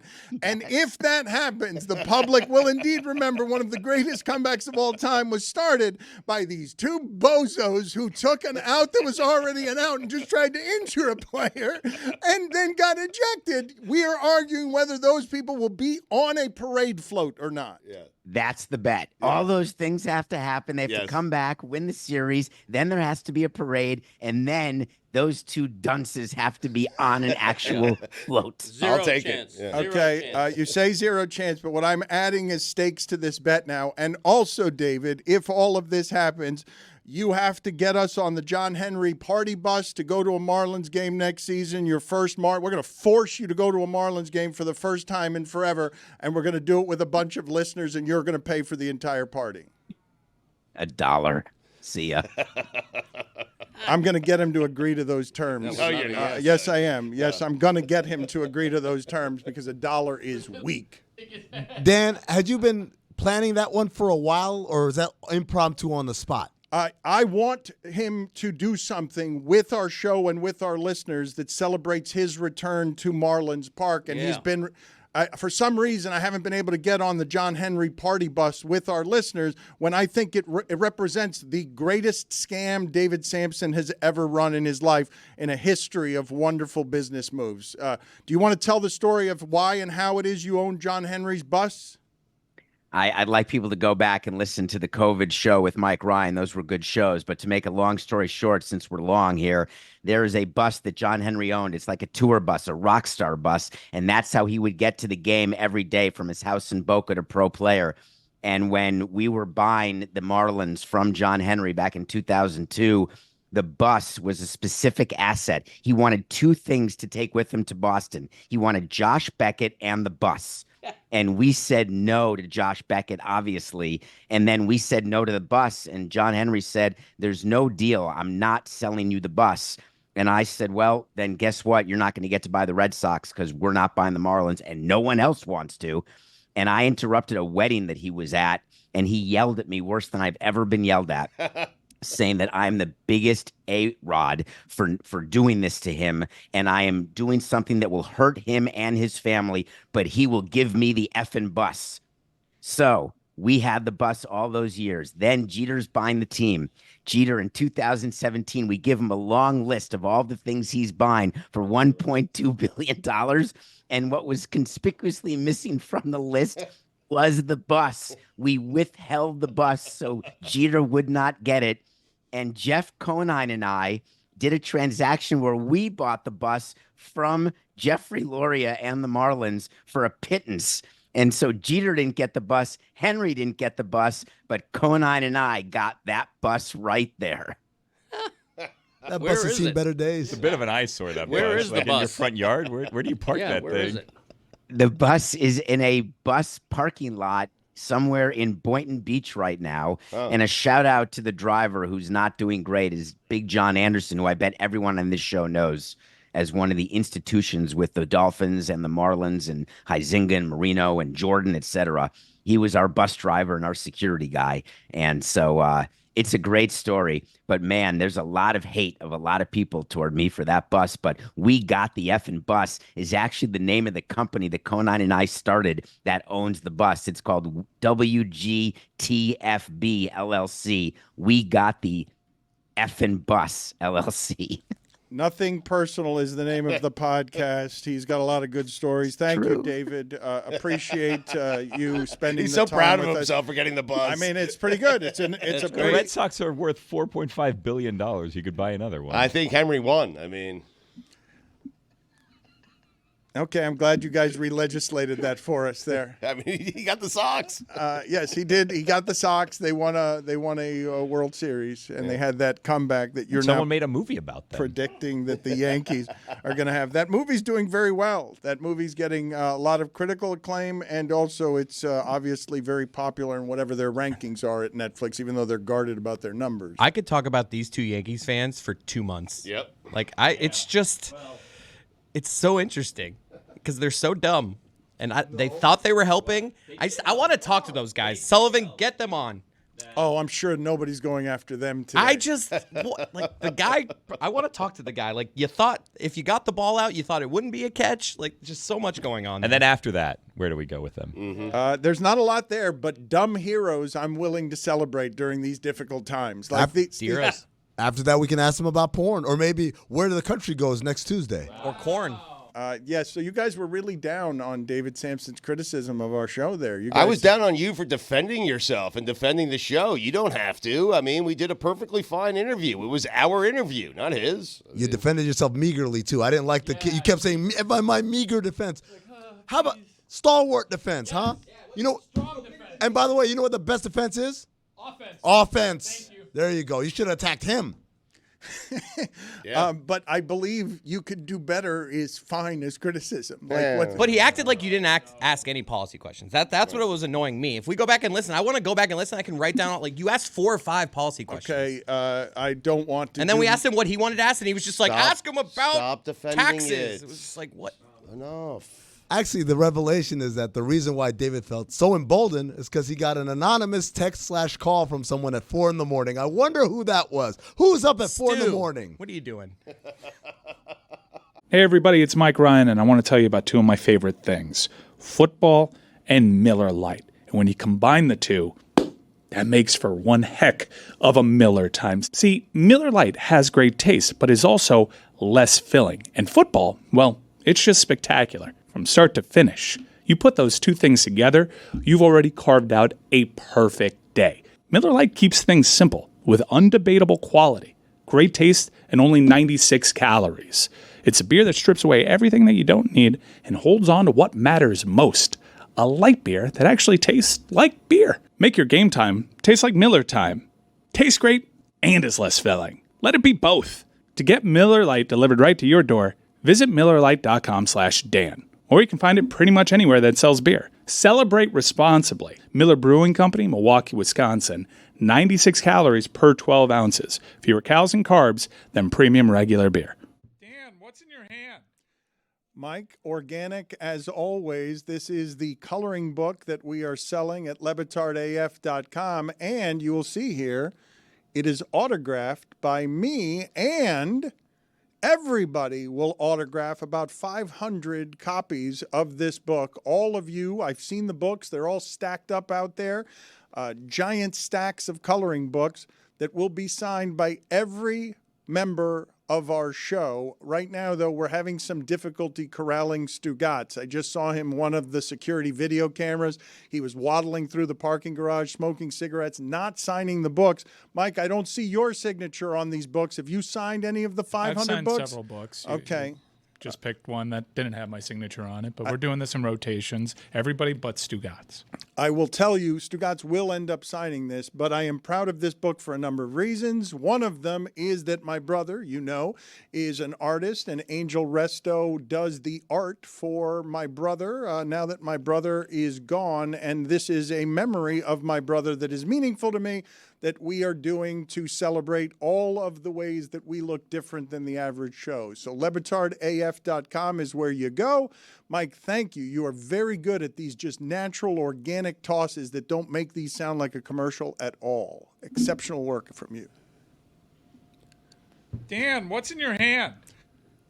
Greg Cody is intent on wearing a costume. Good work there, Chris. What, Tony? Come on, he's doing a lot of things, putting a lot of plates. He's checking out, managers over on his Plus, right things there. like replay, like 1 out of every 70. So, like, 69 times, nice. You can leave something up and it doesn't replay. And every once in a while, something just replays around Right. here. And You beat you, man. yes, it just didn't happen to Roy, that's all. Roy. So It did Greg actually, I'm being Cody, Greg Cody is here, and he has got He is? 3 different masks that he wants to wear in celebration of Halloween. It is among the many props that he brought today. I will remind people that he's got his podcast. It's very popular, The Greg Cody Show, featuring Greg Cody. Fine. He also has his book out. It came out yesterday. What have you heard in terms of numbers, Greg? It's very difficult with the mask. You got to get your face, your screen face. Can you hear me? Near the microphone. I can hear you. You're right next to me. But to make the joke work, you're very far away from the mic. So make sure you're close as a professional broadcaster to the microphone. Yeah, that kind of thing. Okay. How many other masks? Just 2 more you've got? We have 2 more. We brought 3. Yeah. I don't like this. He sounds out of breath. I don't know if he's breathing properly through that mask. I don't want an incident here. Greg, can you breathe properly? I can breathe, man. I'm breathing. I've been breathing my whole life. The book sales have been great. I'm not going to get any figures until later in the week, but we're already top 10 in 2 of the major categories on Amazon. So I think the pre-sales were really good, and I think the initial reaction, despite the fact that I wasn't on the Le Batard Show yesterday because I was bumped by Tim Walz, even though there's been like almost 50 vice presidents in American history, nobody can name 5 of them, but there's only one Greg Cody. But still, people are really happy about the That book. was a bar. But he's right. Thank you. People are happy about the book. Thank you for allowing me to plug it. Put it on the poll, please, Juju. Can you name 5 American vice presidents? Yes or no? Of course. Come on, Yeah, guys. I can name 1 or 2. No, really. But there's only one Greg Cody. I got 3. Sitting around the kitchen table in Scranton, my dad said, Joey, someday you could be vice president. That's Greg Cody's limited fake Joe Biden, worse than his son's Not limited. bad. This is good. Try it without the mask. Come on. Give it a whirl. At the kitchen table in Scranton. All he's got is Scranton. That's all he's Scranton. It is all he's got. You're so right. There is. That's Sitting around the what. kitchen table in Scranton. We got it. Do I go anywhere else? South Scranton. You went West Scranton, East Scranton, North Scranton, but that's it. You don't. We're always sitting around a table. That's weird. Table in Scranton. Says to me, Joey. It's the only 2 things he's got: Joey and Scranton. Stugotz is moved because Tony's again wearing the Hispanic undershirt. Tony, I think we need to explain to the audience and to Greg Cody why you're wearing that, because I was confused on an MMA hangout that is increasingly getting more and more numbers, that you went straight beefcake, where I'm just going to give off, I'm going to oil up and I'm going to wear one of these shirts to give off masculine sensuality. That's right, Dano, and it works to the tune of a very high number on that MMA Hangout and MMA Hangouts after that. But the reason I wore this today, because Greg, at one point a couple of weeks ago, said that it was unprofessional to wear something like this in the studio, and then he was told that I was at home, and then he said it was still unprofessional, so I made it my vow to let Greg know that this is still professional. I can still do my job and wear a tank top meanwhile. He sure can. How about that? That's it. That's Dad, what- now it's your time to talk about Tony wearing that shirt. Well, you can't see him. He's wearing a mask. You know, Tony can do whatever he wants. Thank we, you. We all have our, thing. Yeah. We all have our things. Like, it's not my thing to wear a tank top in public or in private, but it's his, and more power to him. Personally, in this setting, I don't mind it as much. The only time I really mind it is in a restaurant, okay? When I'm eating a burrito, I don't want to see your armpit hair, Scranton. Mr. Tank Top. Sitting at the kitchen table in Scranton, my dad would say, Joey, you don't want to be seen in a tank top. The part about this that's best is where he goes left hand to get the impersonation right, like a Las Vegas impersonator, where he's going professionally with the Joe Biden fingers on the left hand. You got to find it with the impression. Mine is my 2 hands like pointed at each other. It brings it home. I do it better when my hands are like this. It's true. I'm going to go back to being a Roomba. Okay. Billy, you and Stugotz, it was so successful going out to Chicago that you and Stugotz are now going all the way to Arizona, because God Bless Football is going all over the country. Spoiler alert. I wasn't supposed to say that? No, you were. I was Okay. I thought we were That's how you promoting sell that. it, yeah. You're fine, Dan. Okay, yeah. I You thought- pretend it's a little secret, and then the audience is like, ooh, I know something I'm not supposed to know. What if I show up there? Now there's a graphic. Okay. What? How'd That how'd was they quick. get that up so Secret's quickly? out, I guess, man. look at that. Jeez. So the DraftKings Sportsbook. Oh, you guys were at the one in Chicago, right? These things are amazing. What? Yeah, we didn't do the sports book in Chicago at Wrigley. We're doing the DK sports book in Arizona. We were at a bar the first time on Weed Joe's Street. on weed, Yeah, yeah. Joe's on weed. Stu's yeah. on weed, too. No, but I thought, I was. Stugotz, have you not done a show from the DraftKings Sportsbook in Chicago? Have you not done that? Because we had talked about you doing that, so I thought you had done that. No, we talked about me doing it. We haven't done one yet. Billy sent me to Detroit-ish, and I did one from a DraftKings sportsbook there. Yes, for the draft. DraftKings Social, yeah. And so what's this one? When is this one, and what are you guys doing? Is this next week, 2 weeks from now? It's a great question, Dan. It is Sunday, November 10th. Okay, Sunday, November 10th. Thank you, Chris. Sunday, November 10th, it is the Jets versus the Cardinals. We're going to be there. DraftKings Sportsbook, Stugotz and Mikey A, myself will be there. Come out and join us. You can enjoy the game with us. You can follow along on YouTube if you're not in the area. There's going to be lots of fun being had by all except Stugotz and Mikey A because, again, the Jets are playing, so they're probably going to be miserable most of the Dan, day. we selected this game when we thought the Jets were going to be good. Yeah. Hasn't worked out. So Let me know if you guys need any restaurant suggestions. Are you going to be around? You want to come by? It was explicitly told that they did not want me to be around. What? Really? How dare they? Specifically? Yeah, specifically. They're worried about inventory. Brought to you by Smirnoff, by the way. Okay. Huh. All right. Well, more guy for can us put it then. down. Yeah, more for everybody else. By the way, also, just a friendly reminder, because here's the thing. Guys, this weekend, we have a very important situation. Time is changing again. So, yes, time's changing this coming Sunday. So a week after that, we're now going to have a situation where on YouTube, we're in Arizona, there's parts where they don't change the time, and I believe that that's going to be the case here. So I'm being told 2:25 local time is the time that this game is kicking off. However, yes. Let me tell you something. Let me explain something from the Arizona guy here. Okay. You never have to explain to Arizona people what time the game is kicking off. They know when the time changes that the clock changes for us. To be perfectly honest with you, I'm more concerned about our crew getting there. He on was telling time. me, and, Amin. and yes, and I'm more concerned about us and the YouTube audience. YouTube audience, if you're on the East Coast, 4:25 Eastern, we're going to be starting. But if you're in Arizona, come sooner, hang out with us. It's going to be a fun day. The point is that Tony and Stugotz and Billy will pop up places with little personal shows for the people who have the most intimate relationships with the audience. And when they go to Arizona, people would like to see you in Arizona. It's your hometown. It's a bit weird that you're saying here, do you have scheduling conflicts? Are you lying about what is happening here because you can't be there? Because they'd like to have you there. That's right, Deno. That's exactly what's Okay, happening. well, to be clear, Amin will not be there, and Tony will also not be there because he's going to have a baby soon. So we don't want to have him in My wife Arizona was when the like- baby comes out. Yeah. Yeah, she's like, hey, look, I'm going to be 8 months pregnant, and you're going to be 6 hours away on a plane. So if something happens, all of a sudden, it's going to take you all that time to come over here, right, Greg? Billy, I'm doing a watch party in Scranton. We're gonna have Same we're gonna have day? an extra big kitchen table.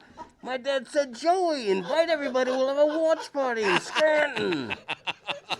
That's big. The rest of the show like this, please. Scranton. We got it. President Biden, what do you think about the Yankee game last night? About those guys in the crowd? You know grabbing what? the If ball? that happened in Scranton, we'd kick their ass out of there. They showed up at the kitchen table one day. My dad said, Joey, get these clowns out of here in Scranton. I'm pretty He has to end every sentence. Well, I'm pretty sure that is the Yankee Single A affiliate. I think I really do believe that Scranton is their minor league, one of their minor league affiliates. It's a truly terrible impersonation, Greg. I don't know why you insist on doing it. Your son's is much better. You're anti-Scranton. You are, Dan. It's confirmed the Rail Riders, AAA affiliate of the Yankees. Oh, it's Wilkes their big, Barre. it's their big club. Yeah. Yes. How about that? Would those fans have made it in Scranton? Never.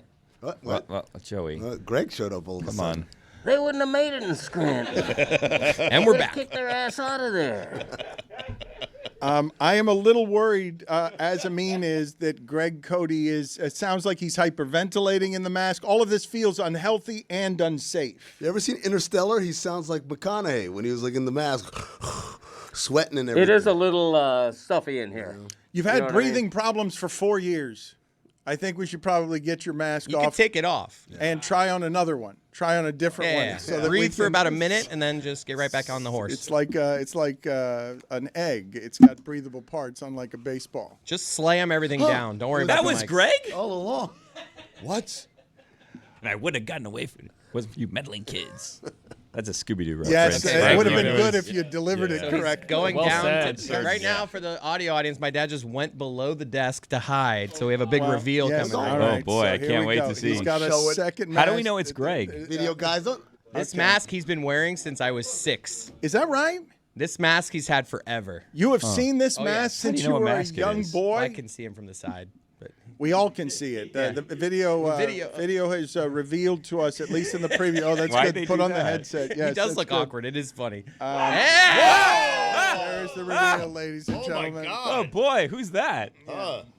I don't want to be. This is a nice guy. I don't want to speak ill of him, but it kind of looks like a demon version of Tom Thibodeau. The Butcher. Greg, we will. This is a second reveal here for Halloween. Sorry to the audio audience. It is quite the costume that is old. Probably doesn't smell good. He's not looking out the eyes. He is. I regret to inform the audience that we have not been able to put together our Tim Legler Halloween because of all the hurricane stuff. We planned to do that in a couple of days. We were trying to send people. We had it all organized, and again, for like the third straight year, he's not doing Halloween. Global warming. Yeah, it's pretty terrible. Thank you, Billy. And go ahead and speak, Greg. It looks good. The costume looks good. And go ahead and say whatever it is that you have to say so that we can understand you through that mask. I'm the werewolf of Scranton. Yes. Werewolf? It's green. It's not no a hair. monster. It's not a werewolf. It doesn't. A werewolf has hair. Is a dog. There's horns. It's a wolf. It's his costume. No, but it's not a wolf. That is in no way a wolf. No, it's a Never mind. werewolf. It's They're not different. a werewolf. It's not a wolf. It's not any kind of wolf. It's not a werewolf. It's a werewolf. Of Scranton. The werewolf of Scranton. All right, that's enough. Got it. Yeah. Thanks. We've got enough. We've done enough with that impersonation. Amin, can you tell me, because we've been talking about this for a couple of days now, where we don't know whether Joe Mazzulla is an odd bird or a strange cat, but Joe Mazzulla is now a champion, and he can say whatever he wants about anything. His team hasn't lost yet this season and was as dominant as a champion as we've seen through last postseason. And now he's suggesting some stuff here because it's just crazy talk for a 30-year-old coach, but he can say whatever he wants now because he's a champion. Let's listen to this. We've been kicking around some proposed rule changes in the league. What if? I love this. What do you got? You have some proposals? Come on. Yeah, like basketball is one of the only sports that doesn't have a power play. And I think soccer just put in the blue card where a guy has to go off and it's 10-on-9. And so, like, we should have a power play where, like, you know, because let's say you get a technical or let's say you get a take foul, you get the one shot, but you're not really rewarded for that because if you miss it, you don't get the reward for the take foul. You know what I mean? So there should be like a power play where on a take foul, on a technical, you have to play 5-on-4 for 5 seconds or 3 passes. Or charge. Or what about for an entire possession? You know, what if for the entire possession it's 5-on-4? Yeah. I mean, that might be a little extreme, but I think we should institute power plays where instead of taking the ball out on the side, you commit a foul, the guy goes to the other side of half court, and he can't leave the half court circle until like 3 seconds. Oh, I love this. The biggest thing that we rob people of from an entertainment standpoint is you can't fight anymore. We should just bring back like fighting. What a dismount. Bring back fighting. All I can think of is David Stern is rolling over in his grave. Because can you imagine the call he would have gotten from David Stern saying that? That was the blue card, power play, whatever. That's whatever. But to bring back fighting, dog. David Stern would have called that dude up and said, "Look here, mother." And by the end of it, he would have come out and had a very different tone in his next press conference. But the power play thing, I think, is different in basketball because there's only 5 guys on the court for each team. So the removal of one person, that's 20% of the team versus in hockey or any other sport. You talk about in soccer that they're doing a trial of this at lower divisions. But going down from 11 to 10, that represents less than 10% of your, the people on the field. 20%, that's a massive amount. And we see it all the time. And in a fast break, that's why teams score so much in transition is because they oftentimes have one more guy than the other team has. Wouldn't an NBA team – that's not the part of this I find interesting because I would assume that if you go NBA power play, every team in the league would surgically cut that up to get a corner 3 every time because 5-on-4 for 7 seconds isn't something – How about you dunk it? Or that. But the other part of it is the part that I found interesting, where he's longing for a time that the NBA worked so very hard to eradicate our guys are fighting on the court. For him to just say, yeah, bring back fighting is strange to hear from an NBA coach. That's the hubris of winning a championship. I could say anything. I'm a genius now. That's really what I'm taking away from this. Like, he's kind of had funny quotes, but he's just emboldened by the championship. Like, I think it's going to get, like, we're going to, in a couple months, he's going to say something that's even more shocking. And quite emboldened. It also feels like he's just got the best team right now, too, so he can kind of say anything. Yeah. And it's like, well, we've got the best team on paper and on the court, and it's like, I can do whatever I want, really.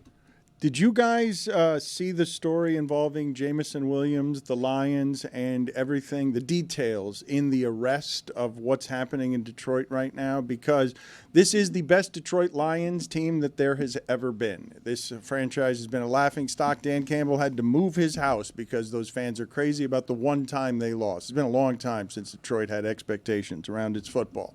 Jamison Williams is found with a gun in his car and is about to be arrested, because he shouldn't have a gun in his car. And there's an investigation underway as to how it is he was released without any arrest warrant, without any paperwork of any kind. And now the details are coming in because Jamison Williams was telling them throughout the arrest, I'm Jamison Williams of the Lions. I'm of the Lions. I'm of the Lions. Again and again, the rules don't apply to me. And then a sergeant arrived with cell phone wallpaper that was the Lions, and started whispering in the officer's ears, and he is heard saying, I'm so mad at you too right now.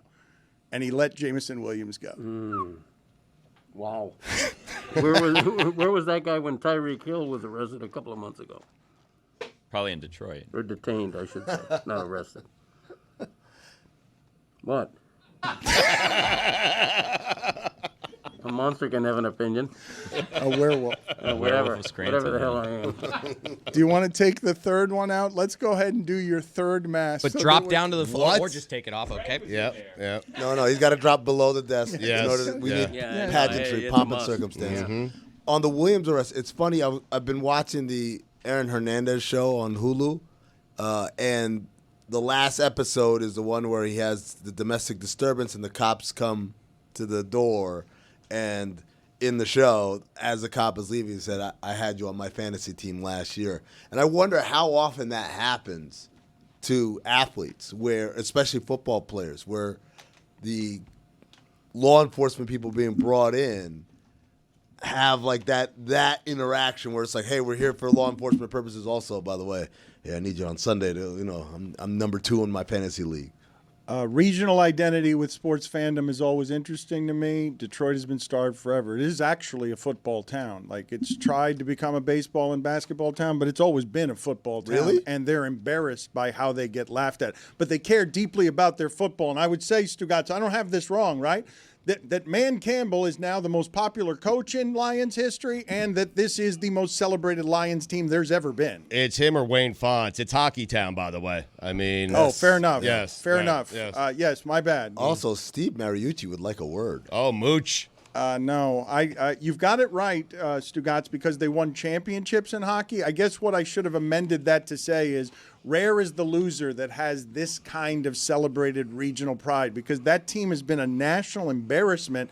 Unlike most sports franchises where you're supposed to legislate equality, they've been terrible for 50 years. And all of a sudden their team matters. Why wouldn't their players suddenly act entitled? You're breathing very hard. Do you not hear how hard you're breathing? I am an alien from Scranton. Listen. Legal or illegal? The Lions won the championship in 1957. I would hesitate saying that this is the best Lions team ever at midseason. I'm just saying. I barely remember that. That's a long time ago. But they have won an NFL pre-Super Bowl championship. Those aren't real. Okay. Yep. I mean, Dan's right. It's got to be after the Super Bowl. A Super Bowl championship is not it's not an NFL championship. Yeah, ask Bobby Lane. Night Train. I can't. He's dead. Well, but if he were alive, ask him.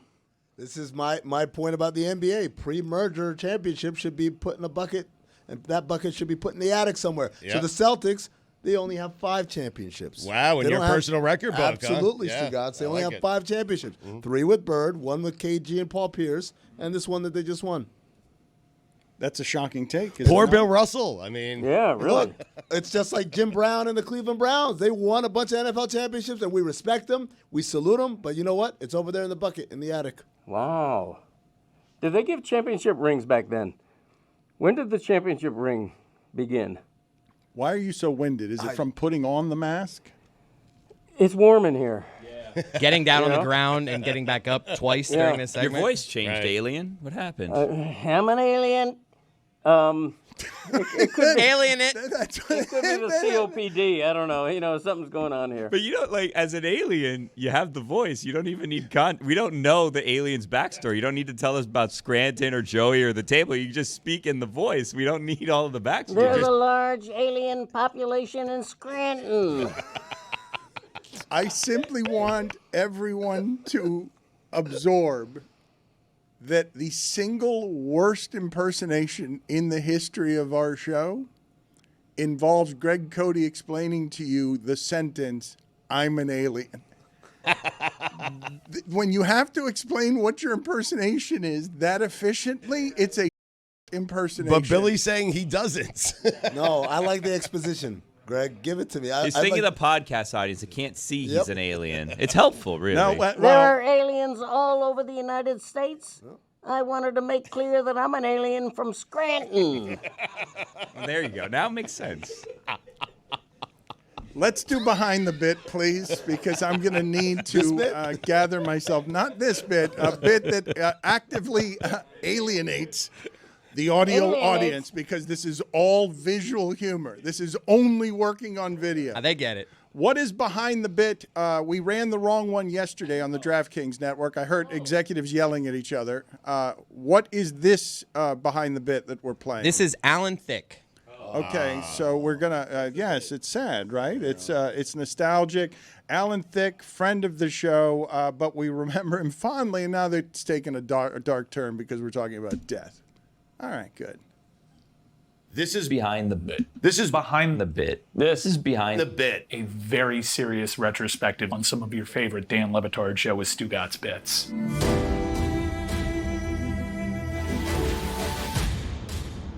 Well, the world don't move to the beat of just one drum. What might be right for you may not be right for some. Thank you. I hear I can hear the walking ovation. How should I introduce you, Alan? Is that okay, Father from Growing Pains? Is that all right? Or how should I be introducing? Fine, I think things like iconic, legendary, and maybe Your Highness, all kind of, I'm fine with any of that. How much money do you actually make just from the fact that you wrote two of the most famous television songs ever written?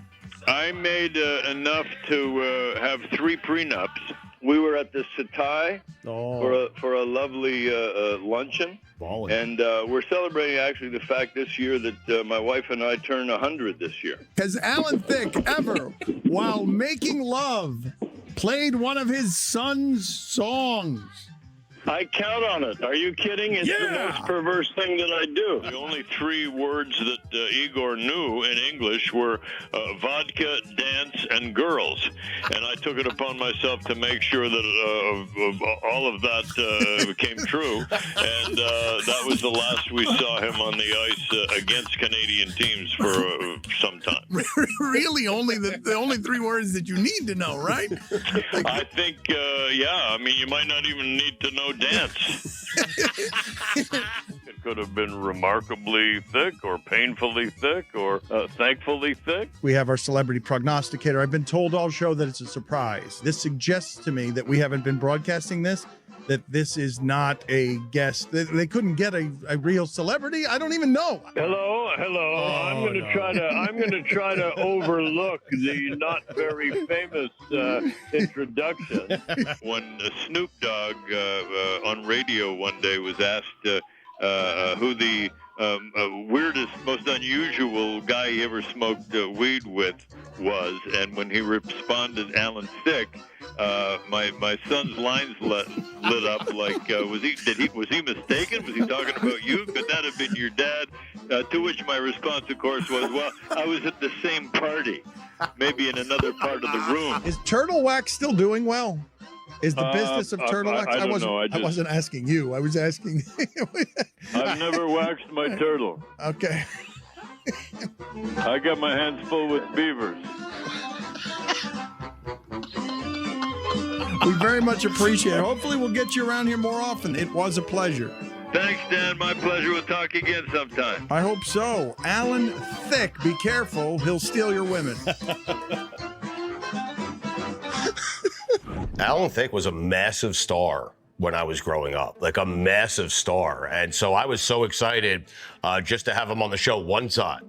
The fact that he turned into a friend of the show and really a friend of ours, and him and Mike got very close. I know he and Dan got very close. I think we all had different interactions with him, not on air, but off air. And he was such a kind man, such a warm man, a funny man, always made time for me, Dan, Mike, the entire show.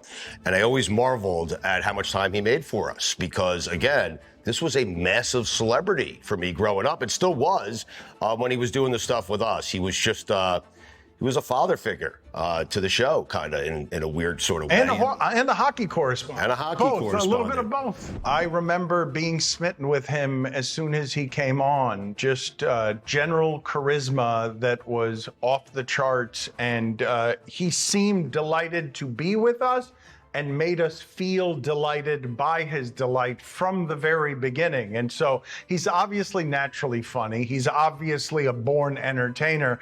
And him having comfort with where and how it is he's Hollywood cheesy made him, to me, instantly authentic in a way that made us very compatible right off the bat. My favorite memories with Alan Thicke, I mean, he would knock every one of his segments out the park, but would be trying to book Alan Thicke and having those conversations and calling Alan. Alan became a friend. Alan Thicke is a good guy.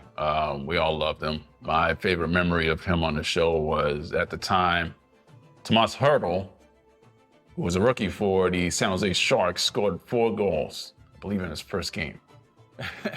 And it was a big thing. So Dan asked him about it, and Alan said, "Who the hell is that?" And so he didn't know who he was. So we got to get a laugh out of that one. I want to talk Tomas Hertl with him. Yeah. Is he the best player in hockey correspondent? Who the hell is that? Yeah. He played hockey. He was a huge hockey fan. He's Canadian, so I guess that's where that comes from. Big Kings fan. But yeah, he's big. He was big into hockey. Was Mike emotional talking about Alan? Yes. He I think said Mike he got became a closest with him. friend. He Yeah. really became a friend He did. to him. I'm still not over that loss. I cried and I cried. That was really sad. He was so good, such a great guest.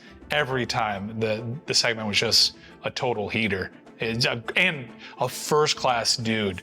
Just as charming as he was on the air as he would be on the phone, equal parts cheesy and like full of heart. He's a great dude. The Alan Thicke off air was even better than the Alan Thicke on air because the Alan Thicke off air was a caring, kind individual. I was surprised by the breadth of his talent. I was not aware that he had written so many hit television theme songs. I was not aware that his son Robin would become a very accomplished musician. Like, obviously, this was a person who had a great many interests and a great many talents, a really radiant creative spirit. He was a great dude. At the way that he was on the air was how he would be in real life. Really charming, equal parts charming and cheesy. That was Alan Thicke, and it had such a wonderful appeal to it. He had this magnetic personality. He knew that people would get a kick out of it. He would turn on the cheese and the charm if there was a voice on the other end that he was genuinely excited to talk to. And maybe I just fell for some like old Hollywood showmanship, but I kind of felt like we were friends, and he was just a really good dude. They used to practice with Orr and Espo. It was kind of embarrassing. I would, they do the slap shot drill from the blue line, and I remember on one occasion, Jerry Cheevers actually taking off his goalie gloves and catching my slap shot with his bare hands. Amin, I want to take advantage of you being here. I don't want to make any big deal out of anything that has happened the first 10 days of the season, but I do want to ask you if anything has stood out to you this first few, I don't know. It hasn't been very much, but already people are worried about the Knicks, for example, because they don't look the same. The Denver Nuggets, I don't know what 4 games into a season, when we know that's a good team, I don't know what it means that Russell Westbrook looks totally spent and somebody who shouldn't be playing anymore for an NBA basketball team. Well, yeah, he had a great game the other night. On Monday night, he had 22 points in a win for them. I think, let me start with the Knicks. So this is what happens when you have a massive cataclysmic change in personnel like a day before training camp. Your coaching staff has spent all of the summer prepping for a certain set of players. And then 2 days before we head to camp, oh, guess what? It's changing. And it's not like little cosmetic things. Karl Anthony Towns is a massive change. And so the way he plays from Julius Randle is different. The things that he does on the court are different. And so they're, in essence, trying to figure it out. It's going to take time for that team, just chemistry-wise, assuming everything is great, everyone is bought in. It just takes time to come together. The question becomes, for Towns and then to a lesser extent also for Bridges, they're the new guys. Everyone there is kind of understanding of the Tibbs way. Are these guys going to buy into that? That's a question. But I think right now, even if they were 100% bought in, it's still new. They've got to figure all that out. We talk about the Nuggets and Westbrook specifically. I talked to Law Murray, who covers the Clippers for The Athletic, and he obviously covered Westbrook last year, and he wrote about this. He said, everywhere Russell goes, there's an adjustment period. When he went to Houston, there was an adjustment period, and then they figured it out, and they got a lot better. They went to Washington, there was an adjustment period. They figured it out, and they got a lot better, and he actually led them to the playoffs after they were way, way out of the picture that year. And then the Lakers is the Lakers because dysfunction, and then the same thing with the Clippers. There was an adjustment period, and then they figured it out, and they got. You're a lot not better. out on Westbrook. You're one of the few who's not totally out on Westbrook. People are writing they should waive him already. Yeah, I saw some scout told some reporter, hey, this guy, if I were them, I'd waive him. I don't think that's the case. I think he brings an energy and a spark, and more important, a veteran off the bench for them because they have a very young team. But the reality is, if you're worried about the Nuggets, it's like, dude, they got the best player in the game. I was just telling Tony this in the back. Think about it like this. They were up 3-2 in the conference finals with Game 7 at home. They had a Game 6. They got waxed in Game 6 because they didn't show up. And then Game 7, they blew it. I'm not making excuses. I'm just saying, before we start fretting about Bruce Brown and Jeff Green last year, and now again this year is going to be KCP, just remember, they have the best player in the game, and with him on the floor, they'll always have the best chance of winning. So like we were saying back here, I mean, like, is the Christian Brown moving from the bench to the starting lineup, and like a lot of that bench being, I'm looking at it, Dario Saric, Watson, Westbrook, Swather, who I like, but still like a younger guy. Like, when you look at that, can that be something that can live in the playoffs, or are they just going to have a 7-man rotation go out the entire year? Well, the 7-man rotation in the playoffs can live. The question is, can you do 82 games of this, right? And especially with a very young bench. And that's kind of like, this is where the tensions between a front office and a coaching staff happen, because the coach wants guys who can play right now. Get me guys who can play right now. We saw Golden State try to do this, like, we're going to have young guys. Oh, it's all right. These vets can go away. We're going to develop our young guys, and then they'll be our rotation guys. And what they figured out was, like, I kind of need guys who know how to play. If I'm trying to win a championship, I don't have time to be waiting for people to learn how to play. So what does Golden State do? It starts with a couple of years ago bringing Gary Payton back after they let him go. And now you see they added Buddy Hield, and they added Kyle Anderson. These are all, like, it's on purpose. These are vet players. Same thing in Denver. They're saying, oh, Watson and Brown and these guys and all the other young guys there, they'll figure it out. But the reality is you need vets, and that's why Westbrook, right now it looks like it might not work, but I think you give it time because he's the kind of player they need. You say they need vets. That last year, the biggest argument that you and I had is it seemed obvious to me that young players were going to take over the league, that it wasn't going to be anymore what the old stars were doing. And you were very reluctant because you believe so much in old championship veteran mettle and wisdom.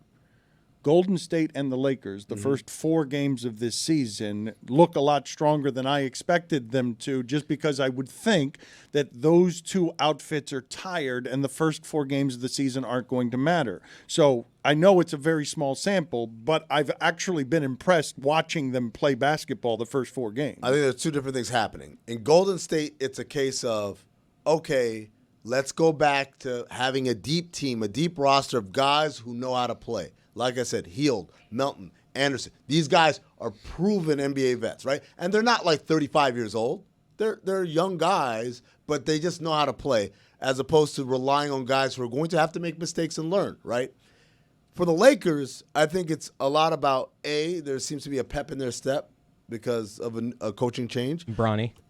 Yes, and Bronny being around. He's such a great locker room guy. But the other part is Anthony Davis is playing at a level that we all know he's capable of, but can he be consistent at it? Can he do it every night and bring it in that way? So far he has. That helps tremendously because now we're arriving at the place that we're supposed to be 4 years ago where LeBron was like, it's not my team anymore. It's Anthony Davis' team. I'm just here to help. But what has happened? LeBron's been the best player in those 4 years. Now Anthony Davis is playing like he's the best player, which allows LeBron in a sort of smaller capacity to be still great. Greg Cody, we all thought you killed it during that segment. That segment just now? The one that's ongoing? This is the new and unimproved Dan Le Batard Show with the Stugotz. Gamble on by DraftKings.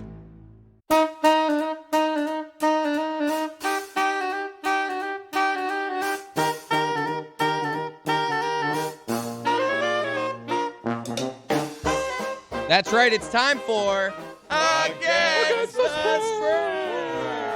And it's brought to you by DraftKings. Stay tuned because you'll hear all about DraftKings and all it has to offer throughout the show. DraftKings, the crown is yours. Tony, kick us off. We got a big matchup in the association tonight. One of 3 unbeaten teams playing against another good team. We got the LA Lakers traveling to Cleveland.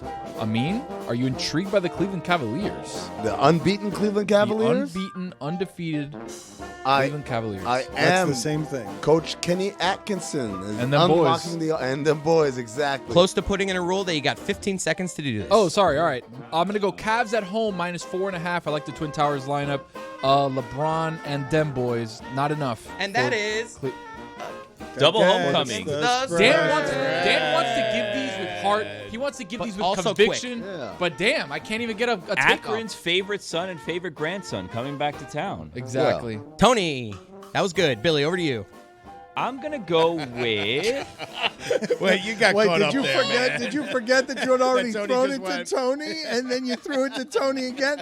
Tony, that was good. All right. Contract year. DraftKings wants a sponsored segment that's done well and professionally. Tony, give it to us again. All right, the Cavs. I mean, Twin Towers lineup. There's something about that. Donovan Mitchell, Kenny Atkins, them boys. Them boys. I wonder how Amin feels about this matchup. Amin, Yeah. you in on the Cavs? I'm really excited about Kenny Atkinson and them boys. Unlocking that offense. Against the spread. Over to Billy. I'm going to go with the Commanders -3.5 at the Giants. Really? Yeah. Against the spread. Okay, Stugotz. What are you doing there? He doesn't want analysis. He just Right, wants right. a pick. Just wants to pick. Last time was too much. This time not enough. Okay, it's fine. I just believe that we need to do this better for DraftKings. Are we today? No, Yeah. we are Right. not. We are getting worse at this. The pressure is getting higher and higher on everybody's jobs are at stake. It's a contract year. Our contract is up in June. Everybody's up for sale. We need to do this correctly. I know what we do here. We bring it home with Greg Cody. Damn right. Aaron Rodgers is a year and a half into failing New York Jets fans, and yet the Jets are favored against a good Houston team, albeit by only 1.5 points. Houston straight up, baby, against the spread. Money line. Against the spread. It's against the spread. It's not straight up. It doesn't. If it's, Against the spread. Do There it you go. again. Now you said Start it. it over. Do it again. Wait a but From Tony or from everyone? Pick the Do it- spread, do it as Joe Biden. not money line. well, I thought he was going to hit it the Scranton. I don't know. I heard some Scranton in there. In Scranton, we love the Houston Texans. Sitting around all of a sudden my voice changed. What am I doing right now?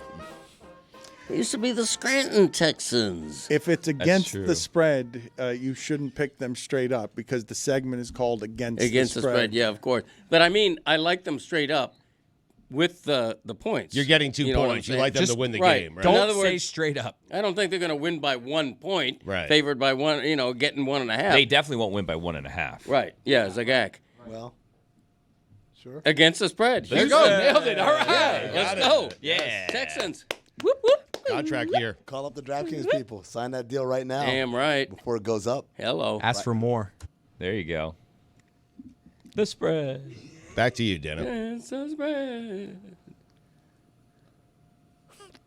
Coming up later this hour, GenCFB is going to be on, and there you will hear good football analysis, and you will hear good broadcasting, and you will hear something that is professionally done that DraftKings could be proud of sponsoring. Can I jump in real fast with an apology for yesterday?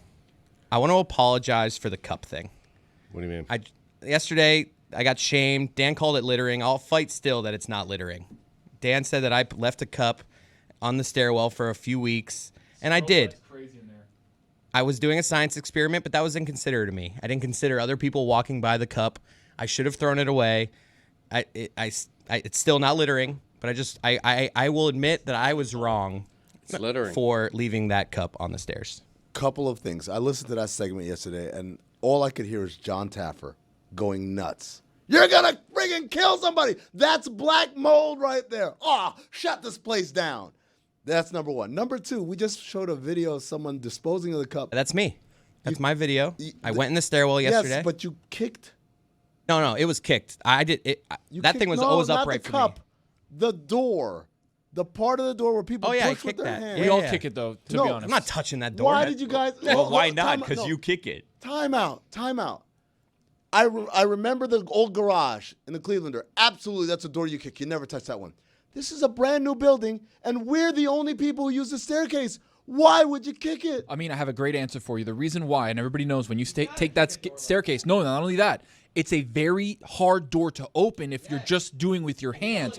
You have to get in there to open. and give it a kick. Hip check. Hip check. You got a hip check. Yeah, the problem is mine hits me in like the thigh. It's also like a dusty door. Very dusty door. It is. There's a lot of dust in that stairwell. MMA style. Just knee it. But that's why I go with a front kick. No, the front kick at the bottom of your foot is nasty. You've been walking around all day long. Now someone unsuspecting. What if I use that staircase? I don't use that I just want the record cleared. I apologize for the cup thing. Well, now you have another apology. Yeah, you got to apologize for putting the bottom of your foot on this door handle. That's how you do it down there. No, not down there. Anywhere else, yes.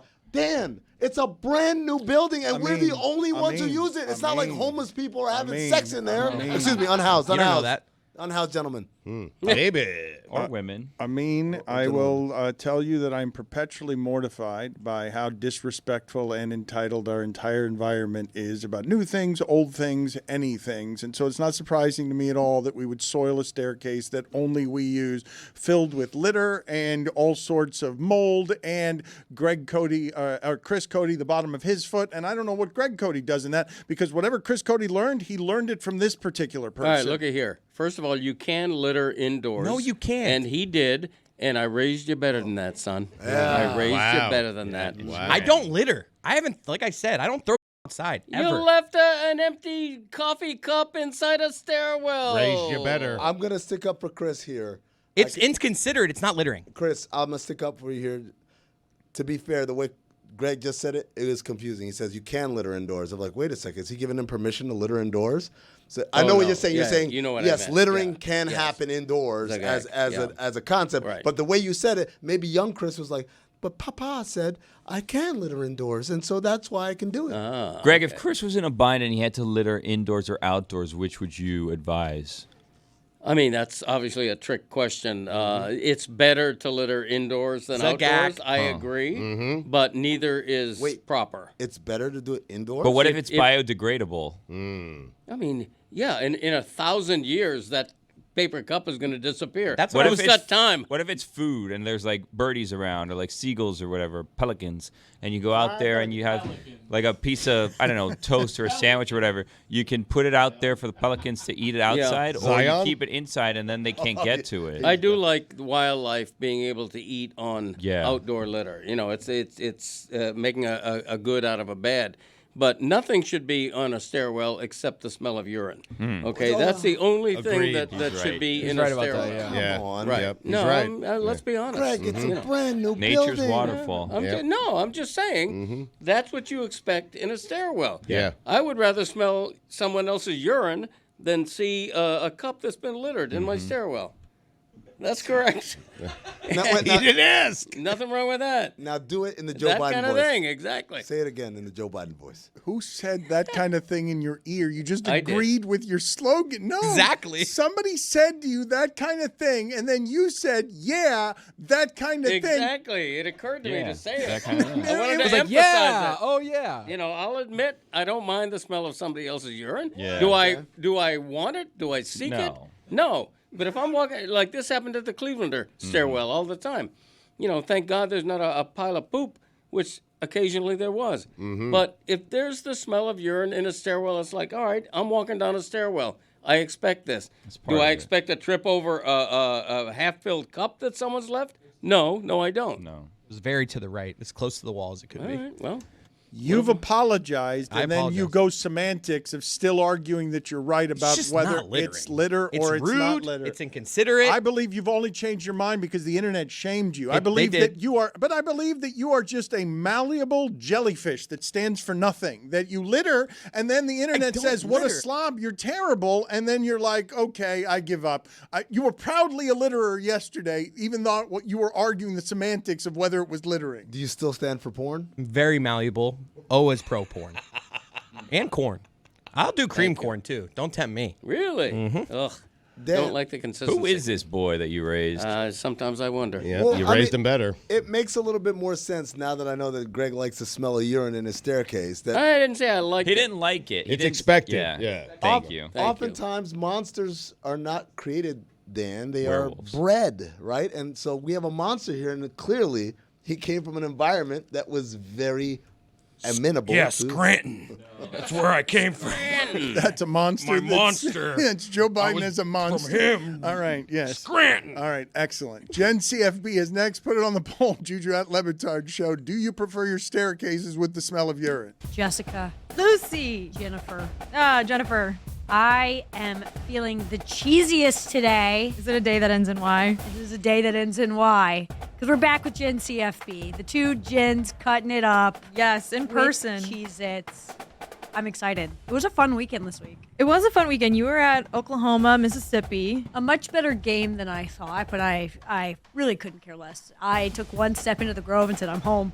This is where I belong. I don't need anything else. The alcohol was flowing. I'm Now, sure. I didn't drink. It was a little embarrassing to, because like they had these insane setups, and one of the tailgates we went to had like a full bartender, and to go up and be like, just a Diet Coke, please, but pour. Are you a Diet Coke girly too? We got a lot of those in the office. One day I woke up and I was like, I need a Diet Coke, and ever since then I like haven't stopped. Wow. I woke up feeling cheesiest. We already did that bit. We already but did that bit. Let's move on to the main bit, the bit of the week, which is we're bringing back a crowd pleaser, a favorite, if you will. Ope of the week. We're feeling very Midwestern. We're going back to our roots. And we got our Ope of the week. Good thing that this week was weird, so we had like 1,010,000 nominees. Do you want to go first? Sure. I'll do the first Ope of the week. This one, the Midwest connection, fairly obvious. It's the kicker at Indiana. Not the kicker on the Indiana football team, the kicker at College Game Day who was kicking for the $100,000 prize winning. He blew out his knee warming up.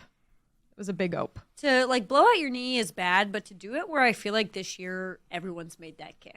Like everybody has made that kick. Like it's happening more and more. Well, the Cal guy did it in Vans. Yeah, the Cal guy did it in Vans, and then I think the next week somebody did it too. Yeah. Like it's been happening a lot. So like you had to feel pretty good about your chances. He didn't even make it. And then to just eat shit on national TV in such an embarrassing way, like, oof, tough. What That's did a you big think? ope. It is a big ope. What did you think of Lee Corso at Indiana for Game Day, Lucy? That was a very, very sweet moment. Now, we didn't get to watch Game Day live, so I had to go back and look. But I know that I have had some takes before about Lee Corso on Game Day, and I've always loved Lee Corso. I always will. To sort of see him, like, his time is he's probably got 1 or 2 seasons left at this point. So to see this sort of like victory lap that he's getting to take and to go back to Indiana, especially after a few weeks off, was just like an incredibly special moment because he's meant so much to college football and college football fans. And for Indiana to have the season they're having right now has to be just unbelievably special for him. Yeah, I loved his all of sweater. us. Also, speaking of sweaters, big weekend for our friends at Home Field Apparel. Big Indiana people there. They were having a good time. They're going to have to rebrand the 9-Windiana because they're going to need way 12 more. Windiana, 12 13 Windiana. That doesn't. National that doesn't. champion Indiana. I mean, You can use it, Home Field. I give you approval. Yeah, no copyright infringement there. Yeah, Indiana, like Bloomington, we would agree, right? One of the most like underrated campuses Beautiful in America. campus. It's nice that Buffalo's great wings. Yes. Buffalo's is awesome. It's nice that they had their moment in the sun, and hopefully their moment continues, Lucy. Ohio State in 2 weeks. Yeah, it's a big test coming up. But before we move on to what's happening next week, we got to finish our opes of Yeah, the we week. have a lot of So opes. why don't you give us the next one? Our next Ope of the week is the LSU holder getting smacked in the face with a football and then subsequently chewed out by Brian Kelly, which doesn't sound like him at all. Something must be up. He's always a very normal, level-headed guy who doesn't openly hate his players. That doesn't sound like them. Different game plan now with what we. Okay, we got to get the operation up there. Here we go. But Big Ope. He was screaming at this guy's face on the sideline and screaming, you got to get out there and get the effing operation going, which is such a funny thing to scream at someone. It's crazy because it's like, hey, you messed up. What are you going to do? Like, there's nothing you can do at that point. And then ended up not being an issue because I think it's so funny to chew out your players like that. And then after the game, have one of your players come out and be like, yeah, we did not plan even a little bit for Marcel Reed. And it showed. Once. Like, we had genuinely no even earthly idea that they might make a quarterback change, even though that Wegman has been out for a chunk of the season too. So just absolute failure, but sure, blame it on the holder. Do whatever. Yeah, bad moment for the holder, but like bad moment for LSU just in general, the second half of that game. Like there was also a very funny Ope moment where Garrett Nussmeier attempted to tackle a Texas A&M player after one of his interceptions, which was kind of funny.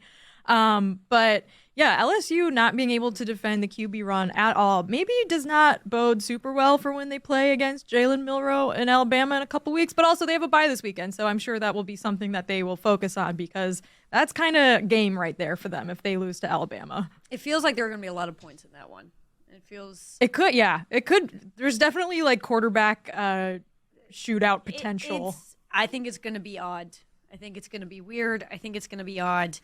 But it's like, weirdly enough, a playoff elimination game, even though I've said that about like every game this season. But this one's a big one. But you want to move on to our next Ope of the week? Let's do it. All right. Auburn had 14 players on the field for a field goal attempt, including 2 holders. Yeah. Which I know Brian Kelly's like, 2 holders? What a brilliant idea. I should have done it. Auburn had a double Ope of the week, too, because Hugh Freeze had some tummy trouble. He had diarrhea. We've all been there. We had an elite illness graphic come out, and it just turns out that Hugh Freeze, when he's shitting himself, is the best version of Hugh Freeze, and Auburn won, and they won pretty big against Kentucky. It's an all-time quote graphic thing with Hugh Freeze that just says illness that I'm going to just get so much use out of because it's like up there with the Sam Darnold mononucleosis one where it's just like, you didn't really need to put that on a graphic card, but... And you can double it up with him in the hospital bed giving the thumbs up. Oh, my God. He really has just reached full meme potential. Auburn's still pretty bad, though, but Kentucky has just lost 3 straight, just huge downward slope. The quarterback situation hasn't worked out. Things are just not good. You beat Ole Miss, and then that was it. Things are not looking good for Kentucky. Like you said, Auburn's first SEC win of the season, and they ran the ball really well, and now they got SEC juggernaut Vanderbilt. So at home, so that'll be a big one. Hugh Freeze versus Diego Pavia again, a rematch that we all totally saw coming last year. I think Auburn plays New Mexico this year as well, so they have potential to lose to the entire state of New Mexico. But I'm not 100% positive on it, so you can't get mad at me if it's not accurate. Okay, the next Ope of the week is the Texas Tech kicker Reese Burkhardt, who wrote MAGA like Trump 2024 on his shirt and lifted up his jersey to show his shirt after a trick play touchdown. The Ope part isn't that. The Ope part is that a little bit. Well, that is very Opey. I mean, yes. And also, by the way, very hard to find a Midwest connection in this game because this is like Texas Tech TCU is like a very Texas-y situation. Like Sonny Dykes, what's his name? Joey McGuire, the coach of Texas Tech, super Texas-y. But anyways, Ope of the week on the lifting up the jersey, but bigger Ope. Missed his field goal. Texas Tech lost by 1 point. This game, I don't know if you watched any of this. It was like probably one of the craziest games of the weekend because TCU was up by a lot early, and then Texas Tech came up, and then TCU like overcame a 17-point deficit at the end. So like it was a lot of back and forth, a lot of runs. It felt like a basketball game of runs. But TCU gets the win. Texas Tech loses by 1 point after that OP showing by the kicker. Hell yeah, brother! You own the libs. Just not TCU. Just not Sonny Dykes. Sorry about that. All right, another Ope of the week. This one, a Jessica Smetana special. Navy's 6 turnover day against Notre Dame. Yeah, it was Navy going into the game led the country in not fumbling, or I think we're second in the country in not fumbling. That is no longer the case. 6 turnovers in this game, just fumbling here, fumbling there, interception there, muffed punt here. It was just a really sloppy game from Navy. But the Notre Dame postgame win expectancy, 100%. So you can't just say it was the turnovers. Notre Dame won by 37 points. But I think, like, my takeaway, Navy's, a lot of people are going to write off Navy after that, but they still have the toughest part of their schedule ahead of them. I think what Drew Cronick is doing with their offense is actually, like, pretty cool. Like, there were a number of times where my eye discipline watching Navy's offense was not where it needed to be. Like, I was watching the wrong guy, and this guy's got the ball. Like, very tricky offense, lots of motion and stuff.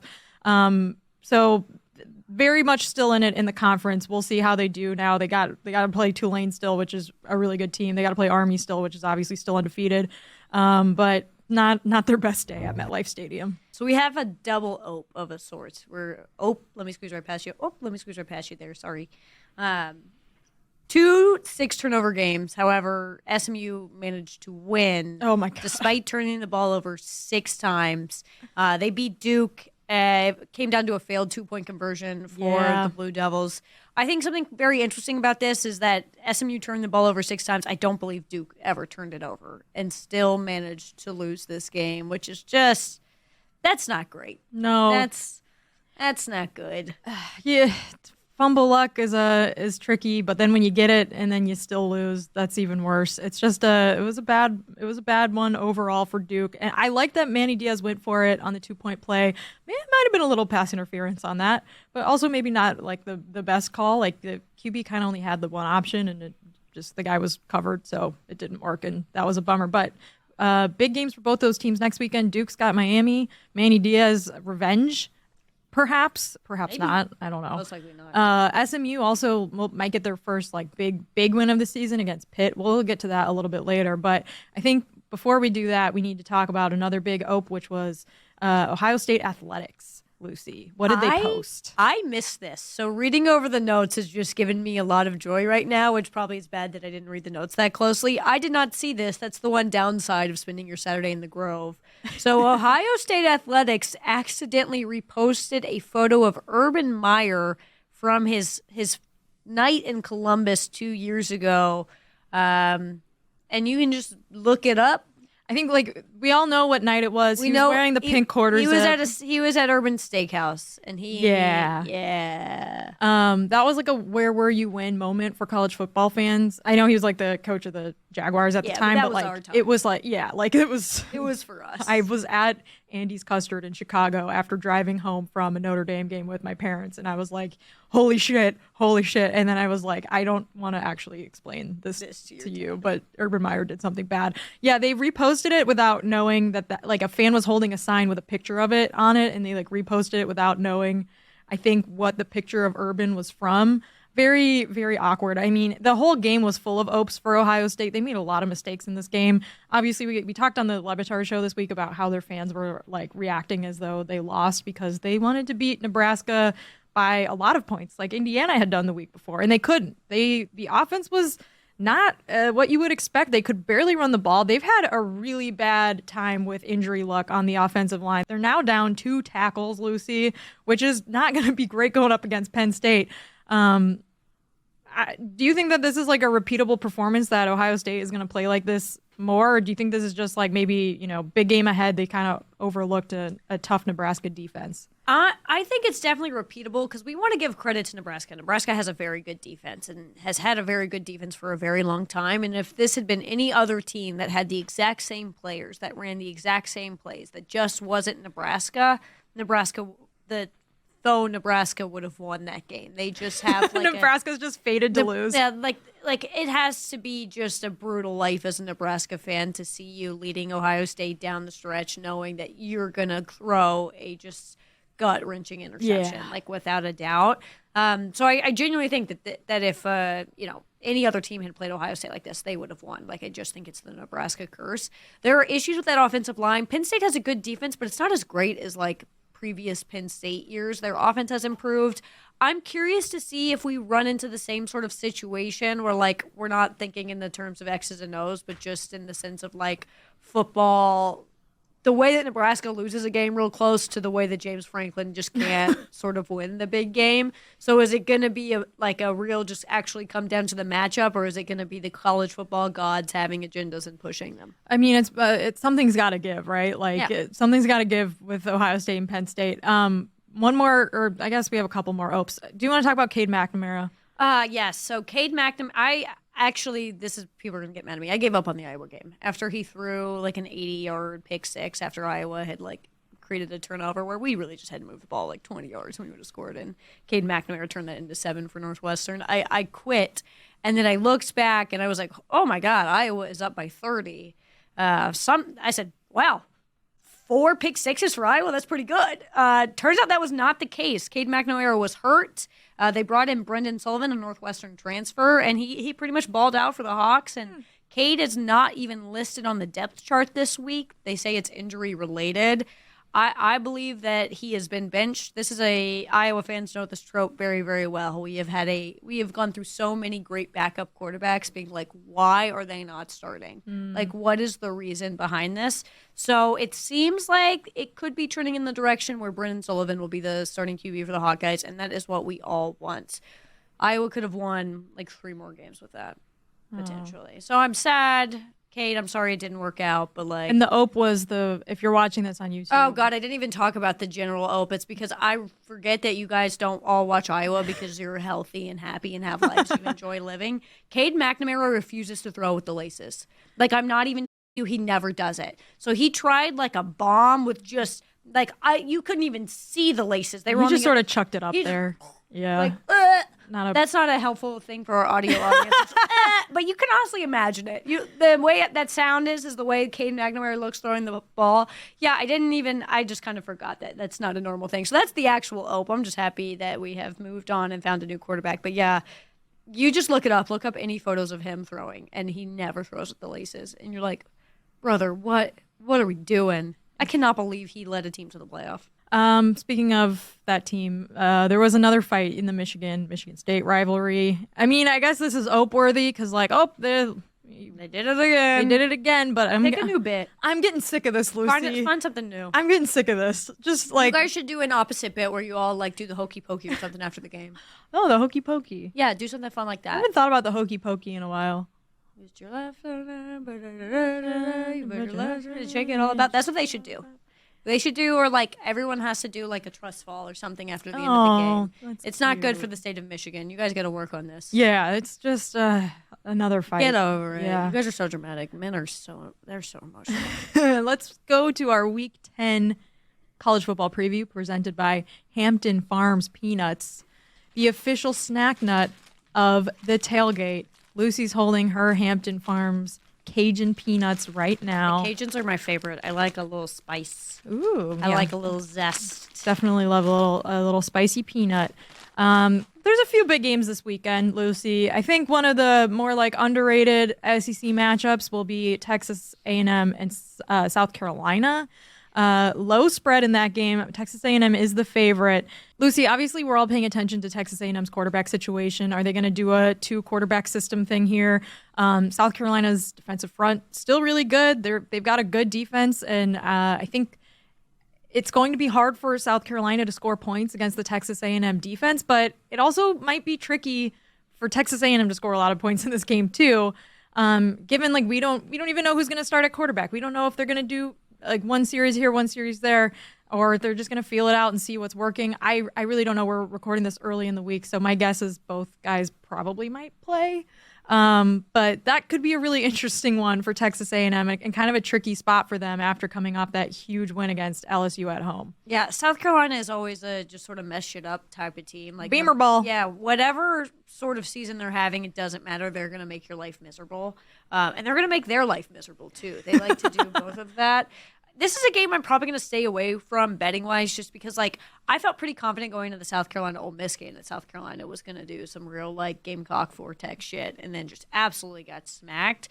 But then the next week they play Alabama really close. They are really just a tough team to sort of figure out, and I think that applies to them as well. They are a very tough team for themselves to figure out. The way that Texas A&M beat LSU was pretty dominant. Their defense is so good that I'm leaning towards there. I feel like after the performance you saw, you got to go with Reed. Like, I get that Connor Wegman was this super high recruit. He's been there for a while, whatever.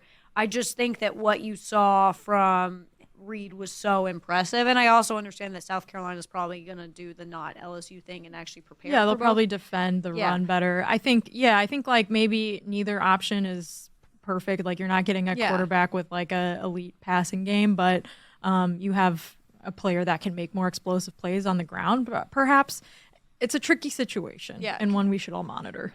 I'm gonna watch it. I'm gonna keep my eye on it, but I'm gonna stay away from it. One thing I'm not staying away from: Ohio State and Penn State. I'm not staying away from it either. I'll be there. Lucy will be there. Actually, I guess technically I am staying away from it because I'm not going to be there. But like we mentioned, Ohio State has a lot of issues on their offensive line, losing a couple of tackles in the last 2 weeks, going up against a stingy Penn State defense. At the taping of this, we don't know if Drew Allar is going to play because he got hurt at the midway through the Wisconsin game last weekend, and he was having a pretty good game. And obviously, I think Penn State would like their starting quarterback to be ready for this. This is the biggest game of their season so far.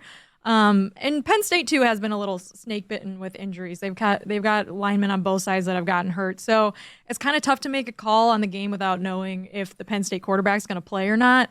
But I do kind of give the edge to Ohio State. I've seen Ohio State go toe to toe with really good teams already this season. Like I watched the Oregon game and saw how explosive their offense could be. But I think if there's one weakness, it is definitely going to be how the line plays it if they're able to run the ball. Yeah, I'm leaning towards Ohio State too. The quarterback situation is obviously a question for Penn State, and I imagine we're not going to find out who the starting quarterback is until game time. Till game time, which coaching move, whatever. Do what you want. I think Ohio State's going to win. I feel decently confident in that. I know that Penn State has made the changes they've needed to this season. Like, their offense is better. They've added some sort of element of a bigger play to their repertoire, but the defense hasn't held off as well as I thought. They've played close games as well. Like, looking back at the time a few weeks ago, barely beating USC was a quality win, and now you're like, I don't know about that. Maryland beat USC, like a very, very bad Maryland team did.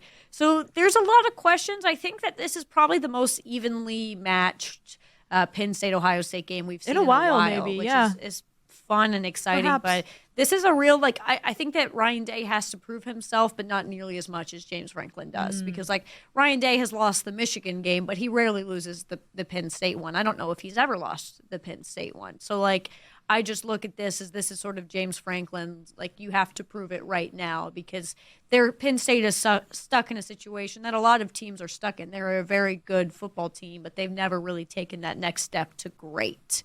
And this would be a win that could do that for them, especially in the 12-team playoff. Like, a win like this would be really, really helpful for their case, even though I imagine they'll probably make it anyways. But, yeah, I think I'm leaning towards Ohio State, but I think I'd like to see Penn State win. I think that would be more fun. I think that the stakes are really high for Ohio State, to state the obvious. How many times can we say state in this segment, I wonder? I think we're at 30 in the last 5 minutes.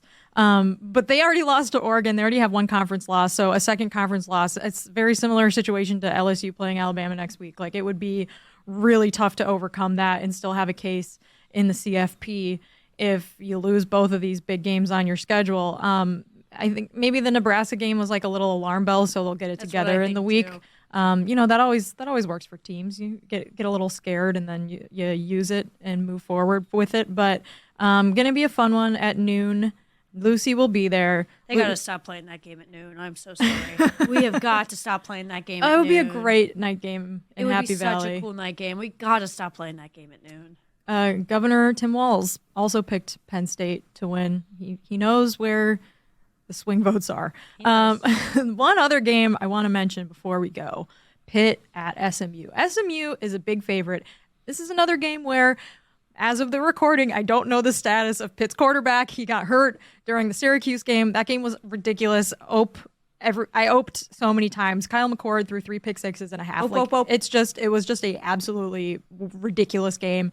And Holstein was in late and got dinged up, and I'm not exactly even sure what his injury is, but that would be tough for Pitt if he came out. Their offense has been a little slower in the past few weeks than the hot start that they came out with, but exactly where they want to be. Yeah, right. Narduzzi's pump the brakes, everyone. You guys gotta stop scoring so many points. We're not a showy team. But SMU's quarterback, very dynamic player, fun to watch. They got a good run game, and this is going to be a big test for the Pitt defense. SMU's a big favorite, 7.5 points at home, 8 p.m. on the ACC network. I think the winner of this game might actually be taken seriously in the ACC running. I think right now everyone's talking about Miami and Clemson, but it's hard to be undefeated. I know SMU has 1 loss this season to BYU, but BYU is also undefeated. Yeah. So 2 good teams squaring off on the ACC network. It'll be fun. We'll finally sort of figure out who there's such a jump between the top of the ACC and the bottom. And Pitt and SMU have just been right there in the sense of are you as good as we maybe think or not? I don't know. This will be a good sort of matchup. I think it's funny that it is on the ACC network. So I'm taking SMU. I think I'm going to take SMU too. I am bravely taking the 7.5 point favorite at home. Wow, we are bold and we are living life unafraid, and we'll give hot takes whenever. And we're feeling the cheesiest. Don't forget about and that. The nuttiest. I don't know if that should be their slogan. Yeah, we're feeling the nuttiest. I'm feeling the nuttiest with Hampton Farms. Actually, I'm taking Ohio. I was already taking Ohio State, but the Peanuts and the Buckeye. I spoke to you? Yeah, they're nuts. They're nut brothers. Thanks for watching GenCFB. Nut brothers. Am I reading this reporting correctly? I believe, if these are all real accounts that can be verified, that we have breaking news regarding these fans, these bozos at Yankee Stadium who are heroically felonious. First pitch tonight, or? Well, they're allowed back in the stadium. Oh, Anarchy! First step. I thought it would have been funny if they only suspended them for Game 5 and allowed them to go to L.A. for the games. It's One game suspension. Not the rest of the series, just Game 5. Ridiculous. Not even a 1-game suspension. It's a little rough over there, Chris. I don't know if those guys would want to go to Dodger Stadium. Exactly. Chavez Ravine. Not useful. Greg, can you tell Totally me? useful. Can you Thank tell you. me, Greg, what it is that you're feeling? Because this is as indignant as I've seen you about any sports subject in a long time. You came in here banning those fans for life and wanting them nowhere near a field.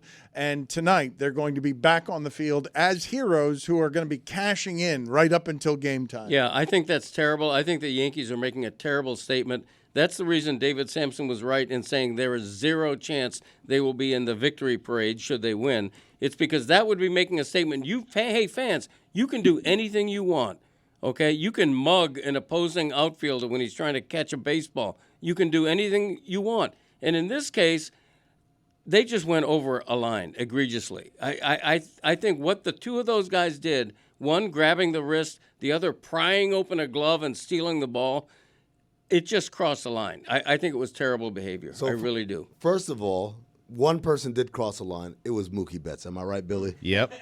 He was trespassing. Second of all, what the Yankees are saying is, if you can help our team win a World Series game, fuck yeah, do whatever you want. Right. Whatever it takes. That's the attitude we need in pinstripes. Whatever it takes to get that victory. And those guys right there, they're not bozos, Dan Le Batard. How dare you? And as Billy pointed out earlier, we're going to need them for the comeback part 2, which we do in 20 years. Yep. You called them bozos. That's not going to help us book those guys. We're going to be in tight competition with everybody else. Yeah. Guys, Clowns, bozos and clowns. Guys, think about the ratings, though, on a foul ball down the right field line Tell 'em, tonight. Chris.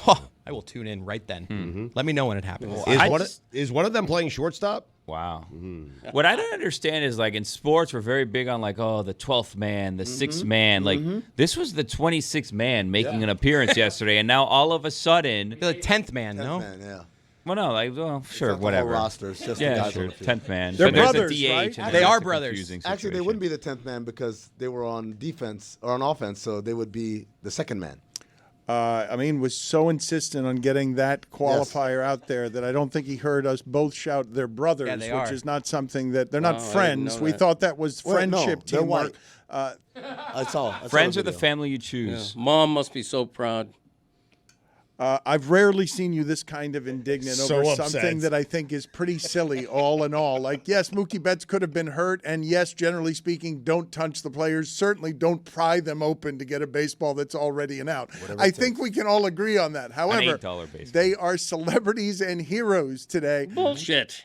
Celebrities and heroes. Yes, they Talk are. about you them all kidding? show. We took 3 hours talking about these guys. I'm like, come on. You referenced the Haktua girl. It's the same kind of celebrity. She has a top 10 podcast. It's pissant celebrity. Whoa. You know, I heard a fat head and of the them. idea that these are heroes, the idea that what they did inspired the victory is beyond ludicrous. I mean, It's it so did. ridiculous. Greg, you can see the line in the sand pre-pry and post-pry. Yeah, the word is coincidence. Coinky dink. Sometimes you need a good 20 CB Exactly slap right. to wake you up. Whoa, and like, hold oh on. my God, No. these guys. Well, sometimes, Billy, in the 20th century, not 20 anymore. CB, it's a qualifier. 21st century, ma'am. It's not a slap. It's just a pry. Stugotz was enjoying as a baseball fan now. Stugotz is all of a sudden the guy who tunes into a World Series game and is delighted by an announcer guessing correctly at the perfect time. So what happened soon after this play is the Yankees blew the entire game open, which is why this play is getting the credit. We have not played the sound that Stugotz says is some of the best sound a baseball broadcaster lives all his life to be around. In baseball, you have to luck into a perfect call because you have no idea what's going to happen with the very next swing. But as Volpe is coming up to the plate, bases are loaded, Smoltz and the announcer are talking about New York kid, made a base running mistake earlier in the game that cost him a run. What a great spot he's in right here. A chance to get his hometown team. He was a Yankee fan. He went to the last World Series parade. That's right. When the Yankees won as a 9-year-old, I think. What a great moment this would be for him to kind of make up for the mistake that he had earlier in the game. Is loaded, 2 out. Cranks a ball, deep left field. Volpe with redemption.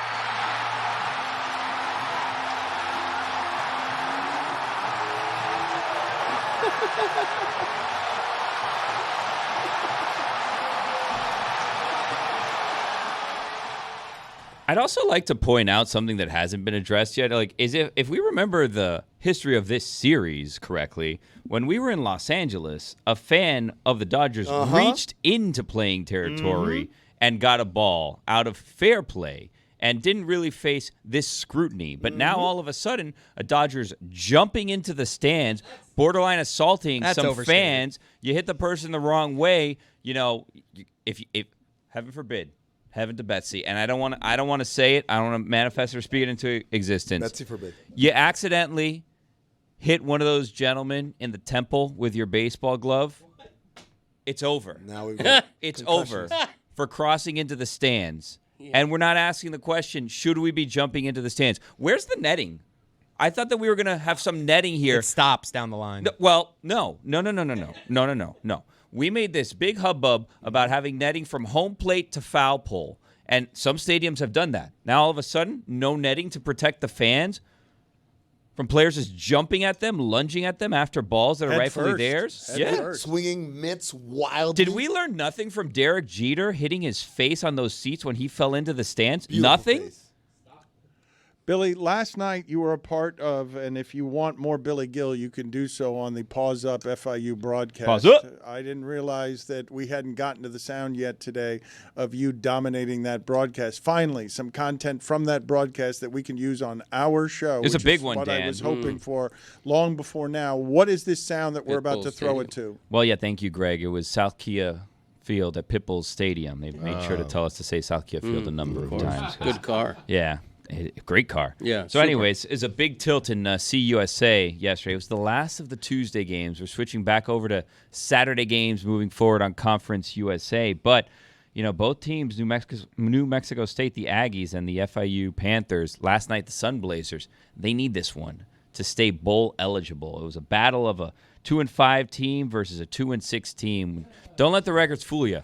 It was a big one. It was an historic night yesterday. What a rivalry. It was. It was an historic night last You night. mentioned that. Well, I'm trying to tell you why. As Eric Rivers, FIU receiver, had 11 receptions for 295 yards and 3 touchdowns, setting a school record by almost 100 yards. Wow. And here are some of the highlights from not really the game, just more of shenanigans of mine during the broadcast. 5 wide, we'll get to that. Empty backfield here. Looks like a pass play. And it's a design It was run. not. Nope. 5 wide didn't feel like a gamble. 50-50. 50% chance of getting that one right. We got Tony Romo in the booth right now. Yeah, I felt really confident with that one too, man. He did say it with a lot of pizzazz. 2nd and 10 to the 46. Tunnel screen. Rivers shaking the first defender. Following some blockers, Rivers has the record. And out across the 35-yard line. Pass is complete to Eric Rivers, the most receiving yards in a game in FIU history, surpassing Tyrese Chambers and Chris Mitchell. I feel bad. I feel like I ruined your call of history. You know, it was a nice touch on the side. History, right? That's what you said? Yeah. I think it was good. I think it was good. We kind of said history at the same time. It's radio. It's contributing. Yeah. Fine. We're on the same wavelength there. All right, good. As long as you're not upset, that's all I'm worried about. Can you believe this guy over there? I don't want to contribute to your wine consumption later. Oh my. We got a good glass of white ready to go. Ooh, swanky. What's your favorite candy? Peanut M&Ms. What's your worst fear? Failure. Wow. Well, deep. Embrace it. We're here. We're winning. Not we as in the Sun Blazers. I mean we as in AJ's career. What? Sorry. I apologize. Meep. Shamaj Debs on the sweep to the near side. Just giving you some fuel for your wine later. You know what I mean? There's 208 here in the second. Jenkins throwing, deep shot. Rivers is open. Got it! Rivers! Touchdown! It's his 3rd on his school record night. One to remember as a Sun Blazer here today. History. History on top of history. Did you steal my pen? I did not do that. You lost it. Also, it's some personal responsibility. Pistol look. Oh, it's in my pocket.